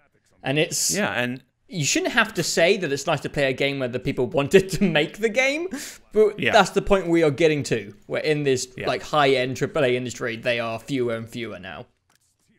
Yeah, and I think that's it's sort of completely off topic, but it's one of the reasons I think Sony's first party has done so well, is because all their games feel like they've been made with a tremendous amount of care. Yeah, and time and love effort, from the team, especially God of War, Horizon, and Spider-Man, I would say as well. Like they're made with clearly the people that are making it care deeply about the end product, and I'm sure, you know, many people that worked on Anthem really wanted to make something great, but the end result doesn't feel like that. But Metro, I really felt that way about all of Metro, including, you know, the story stuff, which we'll get into, and I can explain further why I might say that about the story stuff. But it's flawed, but like the things it does well are so good, and every part of it is so clearly has been cared for, or to the best of their abilities, and I just respect that. Yeah, and I'm glad. Pretty much fully agree with that single statement. Like, there's issues, but man, they put in more effort than most studios do in certain areas. Yeah, and it makes me less critical of the flawed aspects of it. Like it's one of those things where it's like there are obvious flaws, but I've almost already forgotten about them and I beat the game like 2 days ago. They've already started to fade away because the highs of it for me were so high. And the majority of the game was a high point. Like I had very few problem periods of my playtime with it. But should we talk about the story stuff? Because there's a fair amount of it in this game. Yeah. Why don't you go ahead? Okay. Well, I don't know if it's really fair for me to talk about the story when I wasn't really connected to the first 2 games' story stuff. Yeah. I was more invested in the series for the immersion and the world. I always thought the setting of everyone living underground was kind of interesting, and how much they did with small spaces was fascinating. I wasn't the biggest fan of how many people accompanied you throughout your journey. I know they are tied to the story, but I didn't have a clue who any of them were. And I counted them, and there's 8 guys that join on the train. And I don't know if I'm just misremembering Metro. I know there was a lot of settlements, but I really enjoyed the isolation and loneliness of the game. And it just feels... definitely there is that sequences, in the game. There is loneliness. Totally. But the whole Exodus, context of there being like 8 guys on this train that just sit there while you do everything for hours just felt a bit weird to me. And they don't really involve themselves heavily in the story much. I just didn't know why the hell they were there. And also, one thing I did think was pretty fun was you meet people along the way, you do a little quest for them, and they join you. They join you on the journey, and I think that's a fun way to build up a team. You meet these characters, and they join your hub, which is the train. But they don't really do a huge amount with these characters. I forgot all their names by the end of it. And they give you little side quests and things like get the teddy for the girl, but they just don't really add a huge amount. And I just thought the character development in this game was a bit weak. You have a lot of time with Miller, the dad of your wife. He has a... Neeler. He has a good arc, and he's quite heavily involved with it. But I liked him in the end. Yes, me too. But apart from him, I just didn't really know why there was 13 people on this train and what they were adding to the story. And it just made me feel like, why are you guys just sitting here? Like, sometimes they accompanied you on quests, and that was fun. It's nice to have a buddy by your side for some of the missions. Tell me about it. When he showed up at the end of the spider mission, I wanted to hug him. I was like, oh, thank God. I'm not alone down here anymore. Yeah. But apart from that, the story is actually much more streamlined and simple than I was expecting.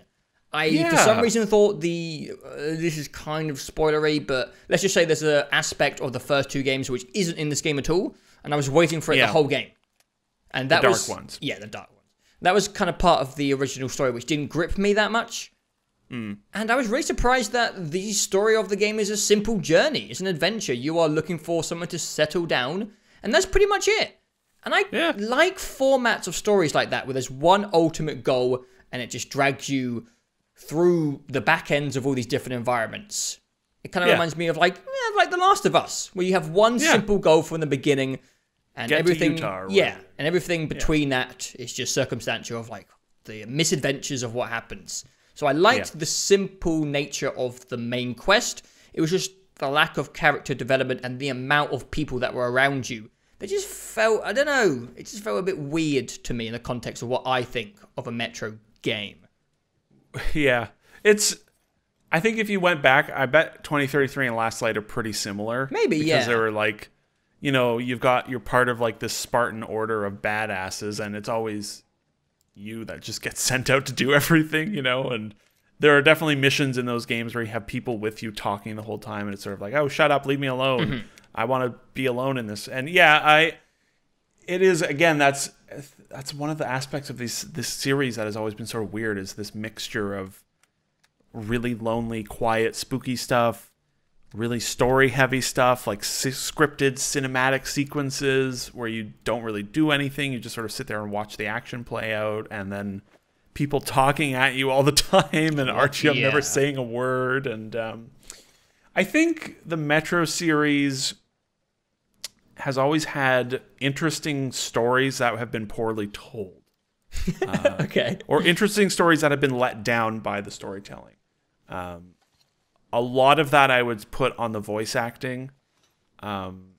It's okay. It was fine back then. It stands out a lot more now because it's been, we're like practically near the end of the generation, and this is the first game that they've put out for this generation. And a lot has happened since. The Last of Us didn't exist when Last Light had come out. Like, it was a few months later that would happen. Lots of storytelling strides have been made. And yeah, I think that's consistent with this game. Like, Last Light has some really interesting story ideas about the ways that, there's like the Nazi party is reforming in the Metro. The communists are reforming in the Metro. They're at war. There's the Dark Ones, and the Dark Ones are like maybe like the next step of like human evolution. Maybe they're like humans that there's weird and interesting stuff in these games, but it's presented sort of messily with the mixture of like people talking at you and collectibles, and then the voice acting being hard to sink your teeth into, let's say. Yeah. And it stands out a lot more in this game because they're doing a more focused and more personal story.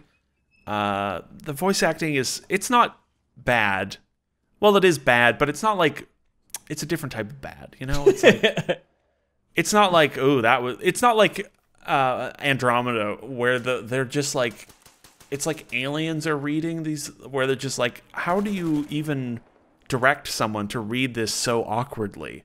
It's in Metro, like, the voice acting is a bunch of non-English speakers or non-native English speakers reading dramatic dialogue, and it's sort of, and they're not being directed tremendously, and that's fine.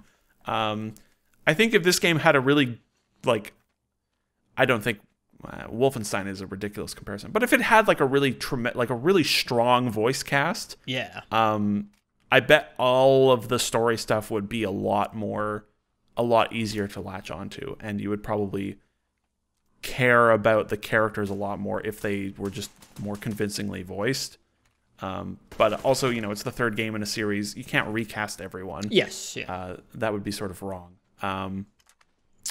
But I liked the story in this, and I was, I liked aspects. Again, I liked some of the ideas of the story in it, and I do think parts of it are pretty interesting. Like, I think the different factions you encounter are all pretty unique. Yeah, that's actually one thing I forgot to put in my notes, is there's a great variety of communities. Every single map has a different, I don't want to say tribe, but just community, settlement. And even though it's the apocalypse, culture. So they're all, they're all aggressive and they're all fighting to survive, they kind of have like different morals and different adaptations to the apocalypse, which I thought was a really interesting approach. It's not just everyone who's gone mad and is a cannibal, but it's like... So you definitely do find some of those. Yes. Yeah. But they all have like different approaches to survival. Yeah, and I think this can fluctuate depending on, whether you're good or evil, because there are, different endings. Which is a staple. I don't know if anything changes all that much. I did not know that. Yeah, so if you like kill characters when you could spare them, you get like a different sort of flash on your screen, and that means you're going down the evil path. I was mostly a good boy. Yeah, I was too. But I like that each faction you encounter, with one exception, it's the cannibal faction. Spoilers, there's cannibals in a post-apocalyptic game. All of them... You meet them and you're like, ooh, I don't know about these guys. Like, they're worshiping a fish god. They hate electricity. These people got slaves. God, I love the first area. Yeah. And it's like, they're not the best. But but for me, every one of the areas ended with the leader basically coming out and saying like, just go away. Just leave us be. And you guys, because you're a pretty small group of people, you're like 15 people on a train, like you can't take over. You're not there to conquer. You just sort of encounter them. Yeah. And you're like, okay, these people are sort of fucked up, but like, I guess we probably are too. Yeah. To them. And they're just living, they're not the worst. They're not great, but they're not eating each other. So, you know, we'll just leave and you just sort of move on. Like, and I like that. It's not judgy. Like your band of misfits doesn't have higher morals than everyone else. You just sort of encounter them and are like, well, this is fucked up. Let's leave them be, I guess. Like, who are we to judge, you know? And yeah, the variety of them is really good. There's, you know, like I said, the first one is a group of people worshiping a giant catfish and they hate electricity. Love those guys. And I really liked the forest area where it's like, and I might cut this because it's sort of later game spoilery, but like I liked that they were a group of kids that were all at summer camp when the apocalypse happened, and their god is literally the teacher at the summer camp, like the only adult at the summer camp. And they were raised, you know, to live off the land and be good to each other. And of course that splintered off into two factions. And I thought the storytelling in that area, that was a really good, it reminded me of Mad Max 3. In Mad Max 3, there's like a group of kids that discover like an airplane, and they're like fascinated by, and they have no reference to the old world. Oh, cool. And I always find it interesting when there are like post-apocalypse world, like factions where there's kids that don't know about the old world, basically. Yeah. And they just have like this weird, like, oh, the teacher is he's the god. And it's just like, the only reason he is that way is because he was the only adult around telling them what to do when the apocalypse happened. And it's just, there's lots of interesting things like that throughout the game. They are a great contrast from the Mad Maxy area before in the desert. Like when you first get captured in that net, and they're having like almost like a mildly diplomatic discussion. Yeah, it's about eating you, I believe, but they're talking amongst each other, and there's some like diplomacy, whereas that stuff wasn't as apparent in previous areas. I love that variety. There's just lots of stuff like that to find throughout, but it is definitely let down by the voice acting, which is a shame, and the sound mixing is just a disaster in this game. It's very weird because the rest of the game is pretty polished. For me, I don't know how it was for you, but in most cinematic cutscenes, it was just either desynced or not there. Like some sound effects didn't trigger, and it was very consistent and weird. Characters are talking over each other, like the triggers are happening too early almost, and and it's too bad because aspects of the game sound incredible. The gun sound effects are a huge step up from the past two games. Like all the guns sound really, really good every time you shoot them. And I thought the music was quite good throughout. Yeah. Which is not really something I remember from the prior games, but it's good. There's some good stuff in there. But it you know, like your footsteps sometimes sound really loud, and then there's like no noise. It doesn't happen so much in game, I thought. Like when you're playing, the sound mixing is mostly fine, but in the cutscenes, it's just bizarre. Yeah, it's almost like it's bugged because it doesn't. But I remember the old games having similar sound issues.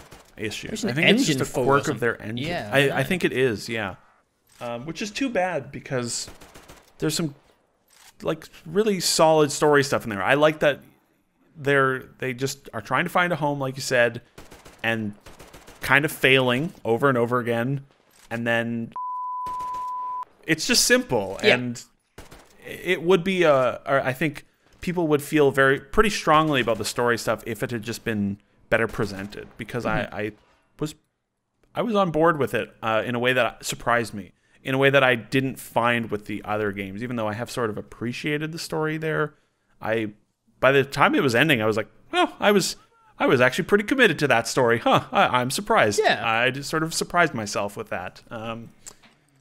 Which is cool. I do have a few more things. Yes, I suspect you'll say some similar things, so go ahead, yeah. I'm going to start with the last compliment thing we haven't really talked about, which is the gunplay. I was really surprised that I loved the gameplay. It was a little bit heavy in a way that I didn't mind at all. I thought it was kind of immersive with these big chunky pieces of metal you're lugging around. I just like the slow, strategic nature of it. I really can't remember how it played in the previous games, but this is like a battle of definitely floatier. This almost feels like playing a slow multiplayer game at times. So you have to be really careful with yourself, and you have to put yourself in a good position. And it's highly satisfying to like get these cheeky sightlines on enemies and pop their headshots with those what's that pneumatic gun that you pump up? T-car? I love that thing. I know that. I did switch from it right at the end, but it's just the kind of pathetic little that comes out of it, and then you just explode someone's head without them hearing you. And it's a really satisfying gun system. The shotguns sound great. I think I messed around with every single weapon, and near the end I had the revolver fully upgraded, and it was just brilliant. Interesting. The thing was rapid firing, was like one-shotting everything. Also, just a little miscellaneous compliment. The just like backpack, workbench, physicality of all that UI and upgrade stuff is awesome. Kind of goes hand in hand with the map, but all that stuff is so well designed. Yeah, and the increase in weight really, I think, goes a long ways, because I think the sound effects were always sort of a little light. Something, to me, in my mind, 2033 and Last Light, they always have been a little light and floaty. And they definitely weigh it all down in a really, really satisfying way. I really do. I agree with you. It's just very satisfying. Everything feels very physical. Yeah. In a great way. And yeah, the workbench is cool. I love the weapon system. I love how modular it all is, and how easy it is to just go from like, this is a shotgun. Oh, just kidding. Now this is being turned into a sniper rifle sort of thing. Just on the fly in your backpack. Yes. It's really cool. And I like that you can find all these interesting like gameplay related upgrades just hidden in the map. Yeah. Like you said, you found a better flashlight. For exploration. Yeah. It's like, I wish I found that better flashlight. That would have been cool. It's good. It's really good stuff, and I think it's the best playing and most mechanically satisfying entry in the series. Do you want me to get on to my one main complaint of the game? Go for it. It might be the same one that I have. It might not be. I'm curious. Okay, so my main complaint with Metro is I think the first area is by far the best designed when it comes to mission design and gameplay. I adore the first area, and I think every part of it is well utilized, and it just feels, I think I've said the word physicality too much, but it feels so like interactable and tangible. I love the part where you have to go and get like it's called the hand car, the mini train compartment. I can't remember what it's called. Yeah, whatever it is. And then there's like an environmental puzzle about dragging a train and getting it back to the main base, and you have to clear out an enemy base to get it in the first place. And everything just felt so interconnected, and the pacing with the different missions. I just didn't get that feeling so much with the desert area or the forest area. I really enjoyed the environmental stuff. I thought they both looked better than the first area, but it just didn't feel as like tightly knit together as the first area did when it came to mission design. I was actually a little bit disappointed by the end mission in the desert area, because there's a lot of build up to the Baron, and you just kind of walk up this tower, which is incredible looking as well. So much environmental detail and AI stuff going on in there. And then you do this really shitty boss fight at the top, which I really didn't enjoy, where there's just a guy with a massive machine gun and you're in this tiny room with no cover. And then you zipline off of it, and that's the end of the journey with the Baron. And I was just really kind of disappointed by... I wonder what happens if you shoot when you're on your way up there. And like, I actually managed to kill one guy with a throwing knife. Because he was being an asshole to one of the slaves. So I shot one in his back, and the slave was like, "Oh no, you've killed Master, now I'm in trouble." I was like, "Oh, sorry, dude." I wonder what happened if you like just shot your shotgun like halfway up that tower. If it would just become a full fight all the way to the top, I wonder. But the desert area just didn't, I don't know, to me it just didn't feel as interactable or as well put together mission and design wise as the first area, which I just thought was so good. I thought the first area was amazing. And it's always, to me, a little bit frustrating to have the best part of the game be the first part of the game. I'm not trying to say it went downhill, because the environmental variety for me was kind of enough to be like, wow, I'm so interested to see where this goes. But the forest area wasn't as good for me, and I also found the last area to be a little bit strange. I'm not a big fan of hallucinogenic stuff in video games when you're tripping out. I know he was like having radiation poisoning, but I just didn't find that part to be that engaging. And then there's like these blind gorillas, and I'm like, what are these guys doing? I'm just walking around these... Oh, those things were great. I didn't understand that. They didn't work for you, though. Well, they hear you, right? They're blind. I was just walking around, and they just weren't bothering me at all. I was like, well... okay. That's too bad. They worked for me. They were coming after me when I was making noise. I think it got aggroed on me once, but they were blind, so I walked off, and I was like, why are they, what's the point? Just make them not blind. They were really cool in design. Just make them come after I really me. liked the last level, actually, because it brought back some of the supernatural stuff. Yeah, that's it's not fair. hallucinogenic. It's like literally supernatural. I wasn't really sure what was going on, I'll be honest here. I thought maybe had radiation poisoning or something. I wasn't sure. I was glad that they reintroduced it a little bit right at the end, because there's rather a lot of it in the first 2 games that wasn't present here. I used to have a slight problem with the cannibal place. It just seemed very far-fetched to me. I know historically there have been entire communities that have been converted over to very strange ideals, but there was like 400 people in there, and they were all fucking insane. I was like, it has been like 20 years. That's not how do you make all these people deranged in the exact same way? You get crazy eating humans. And they just it was very corny. And they didn't, even though they thought I was food, they could see I had a gun. Why were they just blindly running towards me? Were they like mentally ill? Like, are they less intelligent? They got the meat shakes.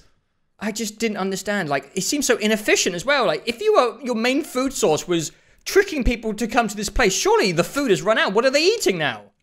Anyway, that place just seemed like really far-fetched and a bit dumb to me. There's definitely some corny stuff. The logic of that place, if there was like a handful, a little clan of cannibals, that made sense. But there were a lot of people there. There were there's so many corpses. God, even though the last part where they're all running after you is super cinematic and spooky, when they just all come out of nowhere, I was like, holy shit, this is intimidating. There were so many. The logic of it was just like, I know this is sci-fi apocalypse stuff, but the rest of it contextually just makes sense. Yeah. And yeah, I just found the first area of the game to be so like strong, polished, pulled It's definitely together. the tightest. Yeah, so well put together, and I love the interactable aspects of the environment. And I just didn't find that stuff as strong in the desert area and the forest area. The other areas, I'm not going to kind of pull into that because they're those are linear levels, yeah. I really had I would say the forest complaints. Area is closer to a linear Yeah, that's level fair. I pretty much had no complaints about the gameplay of those areas. The cannibal stuff, like, I don't understand the logic of it, but I really welcomed it. Was a fun sequence. Yeah, those more linear moments I have no problem with. I thought they were all great, fun for pacing and, mixing stuff up. I just thought the first area was so well put together, and it felt like the other areas just needed like a couple more things. The question marks on the map, the mini side locations, were also a bit more varied. In the first location, there was almost an environmental puzzle thing where you fill up that gas tank. There was a strange ghost house right after that place. And there was just a lot more variety. In the desert area, I found those question marks to just be outposts and monster nests. Yeah. And the monster nest really didn't seem worth the ammo investment to loot the corpses around it. No. So, yeah, it felt more... I just felt like more time had been put into the first area compared to the rest. And that, I'm sure, yeah. And to be honest, that's my only real issue. It's not really a pacing thing. It was just more my expectations were really high after the first areas. And gameplay-wise, the other areas did not live up to them, even though overall, everything about the game is mostly really enjoyable. I just think... So that's not what I was going to say. Okay. My biggest complaint was actually that I found stealth to be very difficult to get away with in this game. I gave up very quickly on it, I'll be honest. 2033 and Last Light, as soon as you understand that the little blue light on your wrist literally means whether or not you can be seen, and you can stand like 1 foot away from a guy, but if you're not in the light, you're invisible to him. 2033 and Last Light stealth was very fun in a way. Like it's because the AI was bad. Like they were blind and dumb and stupid, but it allowed you to just like crouch walk through and just headshot everyone, and you would never be detected, and you could loot them all. You would hoard ammo. It was very satisfying in a dumb video game way. In this, I think it's a combination of they tried to make their AI more competent, but also put them in much more open levels. And I just found it almost impossible to maintain stealth. Yeah. And it was very frustrating because if you missed one shot with your silenced gun, the entire base knew where you were instantly. Also, the AI suffered a little bit from kind of like the Far Cry system where the enemies never miss and they always know where you are. Yeah.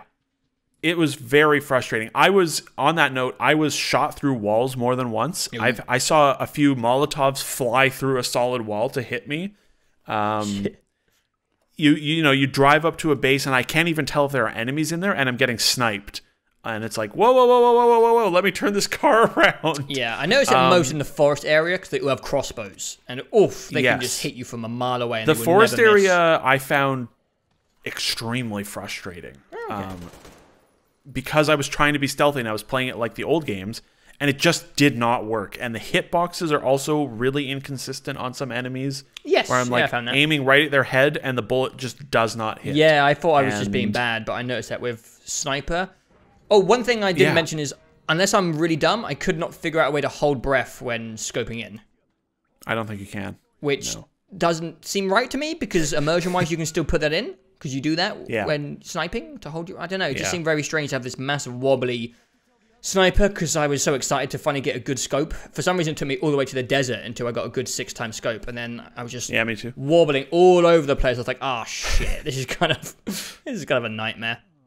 Yeah, so it was frustrating because I liked being able to stealthily get around, but I was also okay with just being loud and shooting in this game, but I did keep trying to be stealthy all the way through, and it definitely led to some frustration at times, especially in the forest area where I'm sneaking around. I kill one guy, and the entire base, just like every gun in the world, just immediately is pointed at you, and you're like, "What? How did it?" It's just it felt like old, like in Assassin's Creed, when you do one thing and like the entire city knows where you are, and they're all, and it's like, come on, video game, like you're being dumb. Like I get that you want it to be challenging, but like, come on, this is just silly. So that was a frustration that remained throughout. It was sort of like Wolfenstein, the New Colossus, Wolf 2, where the stealth in the first game was really fun, and then you tried to do stealthy in the second game, and you're like, I can't. I just need to shoot everything really loudly, and that's fine. I'll remember that for the next time I play it. It was a little frustrating though, especially when the enemy would like shoot me through walls, or they, like you said, they never miss. Yeah. And there's just a bit of just general jank. Like you get stuck on really weird little things in the environments from time to time. You're walking and you just like stop dead in your tracks. And you're like, what about? There's like a 1-inch little lip here. It's like, come on, Artyom, what are you doing? Or like a thin bush that's barely alive. You're like, so there's definitely some jank there. But I thought the fall damage was a bit extreme at times as well. Yeah, fall damage in games is bad. Like there's one mission in the desert area where you steal a water tank, and he like jumps off a massive thing and lands in a truck. And I was like, what the hell? I'd die if I did that. That's not fair. Yeah. Why does cutscene RTM get to do that? I know. Yeah. So it was. Those were really the only frustrations that I had. I feel like, I just want to clarify, I feel like I've been complaining a lot, but I just want to say you pretty much covered the main positive points near the beginning, and I fully agree with all of them. Okay. Just don't want to, don't want to come off as a negative Nelly. Yeah. I liked it. Yeah, I like I said at the beginning, I had frustrations, but those feelings have already gone because I just am left with all the positive. Yes, the positives outweigh the negatives 2-to-1 massively. Absolutely, yeah. But I was quite pleased with it. Yeah, and overall, like I said, it's just I expected it to be good, very good. I would have expected a couple more of those big levels, but the amount of time I spent with those big levels, each 6 hours for the two of them, sort of makes me think like, that's okay. Like, yeah, I think so. It was a long game. It took me 21 hours to beat. That's twice the length of either of the previous. There's more content in the forest area. Maybe that would have balanced things out a bit. Yeah, I wish the forest area wasn't so just push forward linear. Yeah. I wish it was a little more open. Because the beginning of that level looked insane for me. Oh yeah. Jesus Christ! The bit where you wake up in that little stream. Woof. Yeah, definitely. Jesus Christ.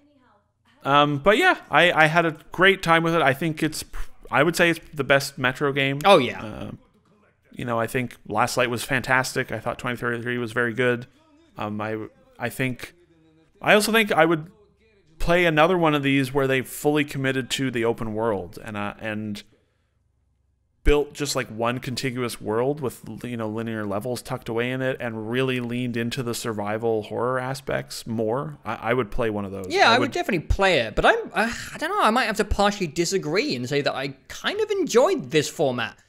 There's something about small chunks of open worldness that we've seen it popping up in like Tomb Raider and God of War.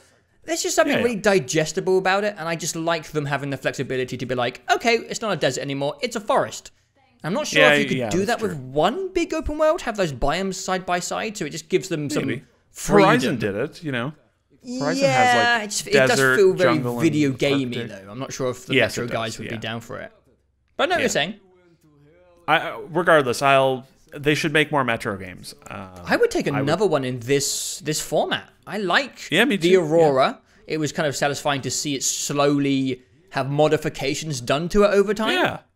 Yeah. It's kind of like having a horse in a game and you get attached to your horse. I like the Aurora. The train was fun. And right at the end, I won't spoil it, but you see it have this like big modification. It's like, hell yeah. That was awesome. Yeah. That was a good reveal. Yeah, it was awesome. Yeah. Yeah, I would play another one in this format. I would play another one that's just linear levels. I would be curious to see them go fully towards Stalker and make a full open world that's just crazy, you know, about survival horror and all that. Mm-hmm. This is definitely not a Stalker game, but it's certainly getting closer and closer to it every time, it seems like. But yeah, it was great. It was worth the wait.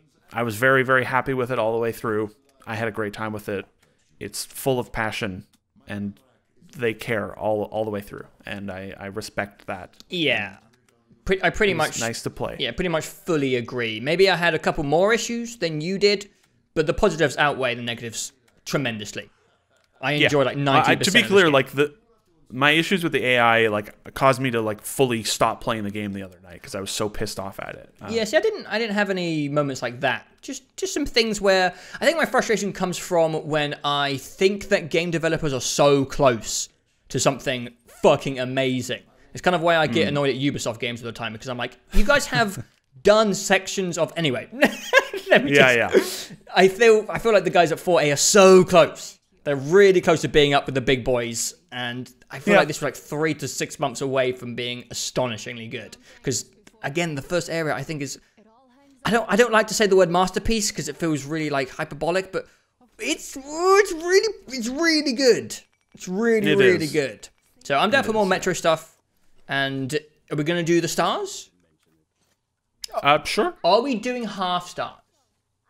Now, I can't remember if this was... I don't know. I think... Because I think didn't you get Far Cry 2.5? Well, because it determines, you know, changes things. Yeah.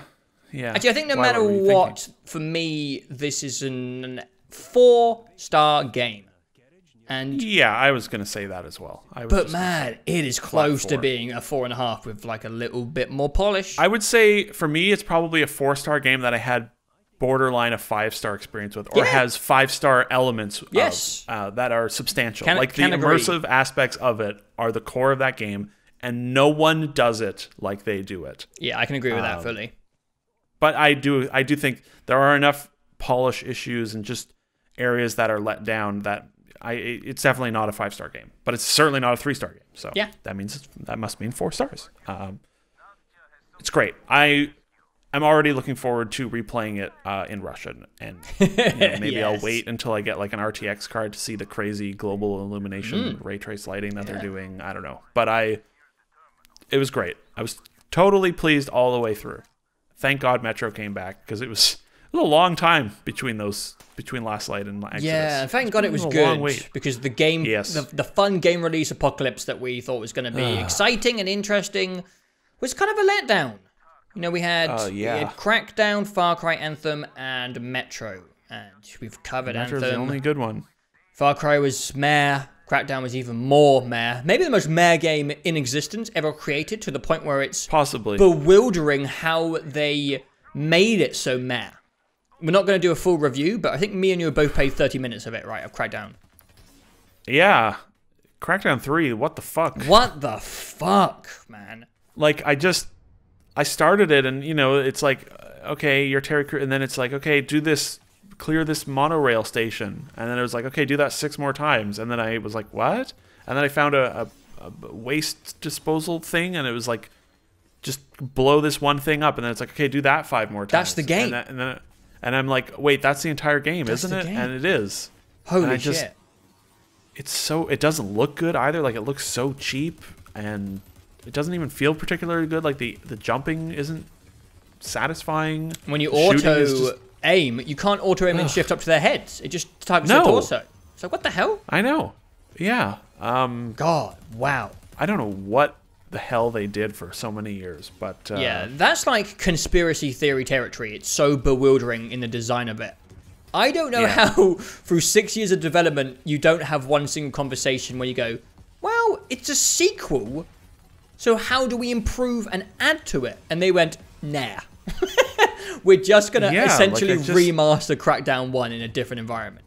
Which is especially funny because Crackdown 1 got a 4K. You can play it in 4K on the One X now. And it's like, that game is probably better than Crackdown 3. I don't know. I never played the first Crackdown.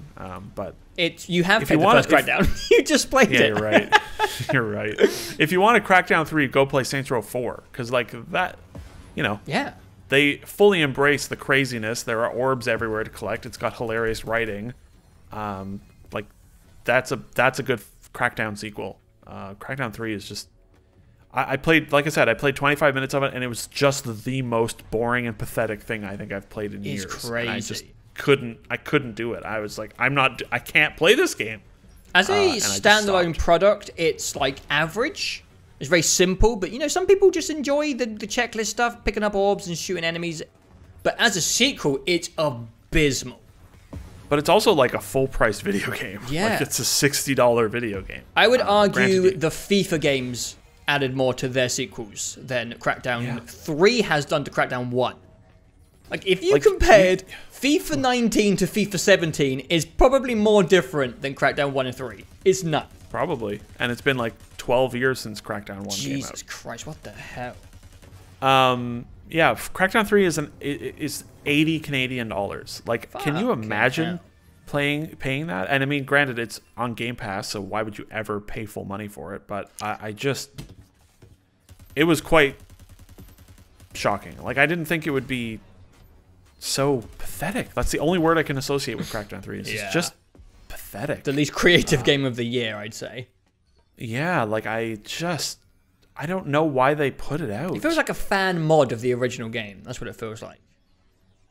Yeah, like, I don't want to say people should have, you know, but like they should have just canceled this like 2 or 3 years ago. Like, I just don't know. Or maybe just gone full towards the multiplayer stuff. I haven't tried it, but apparently it's kind of interesting. Oh, it looks so bad. I don't know, but they should have gone towards anything different. Anything. It's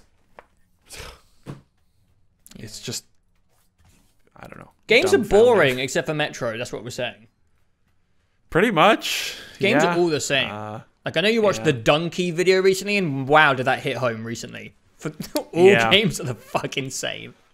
Yeah, pretty much. And Metro borrows a lot from, you know, Ubisoft, but they don't structure it the same way. Like, you don't have a bunch of mini-map icons. You know, you have to sort of find... Metro has like a lot of very similar aspects to a lot of games, but the way it's put together feels pretty unique from all of those. It's good. Metro's good.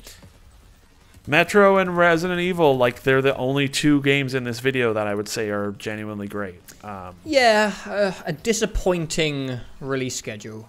You know, hopefully March is better. You know, Sekiro is very intriguing. Yeah, it is.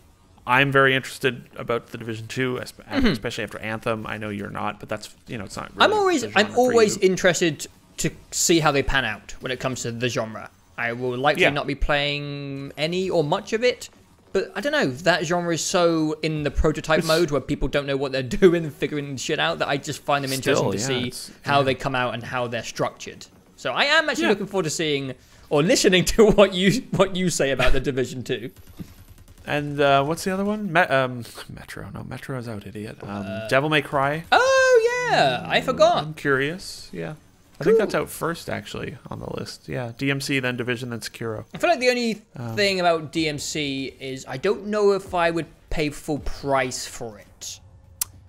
Yeah, it's not really my type of game. It's definitely a game I would love picking up on sale and putting on easy mode because I'm a scrub lord and I can't play beat 'em ups. Yeah. So do I want to pay 60? I don't think so. But I'm very curious to see what Sekiro is like. Yeah. It seems like quite a departure from the Soulsborne series. But we'll probably talk about all three of those. Probably. Yeah, probably. DMC, the only one being like maybe we'll hold off and talk about it in a couple of months when it's like hit a sale. But The Division and Sekiro will definitely be talked about next month. But that is it. That's the end of the big, thick, juicy first review. We could have split them in two, but where's the fun in that? The first monthly Roundup podcast of 2019. It was January and February, and there was a lot of games to talk about. And only two of them we didn't even talk about them all. No, we didn't. We didn't talk about Kingdom Hearts. We didn't talk about Astroneer or Apex, which is the best game of all of them. Apex is good. Astroneer is great. What was the other one? Yeah. Kingdom Hearts 3. Pass. No comment. No comment. But thank you. Thank you if anyone listened all the way to the end. And look forward to another one in about a month's time. New games, hell yeah. Hopefully they're good. Goodbye. Thanks for listening.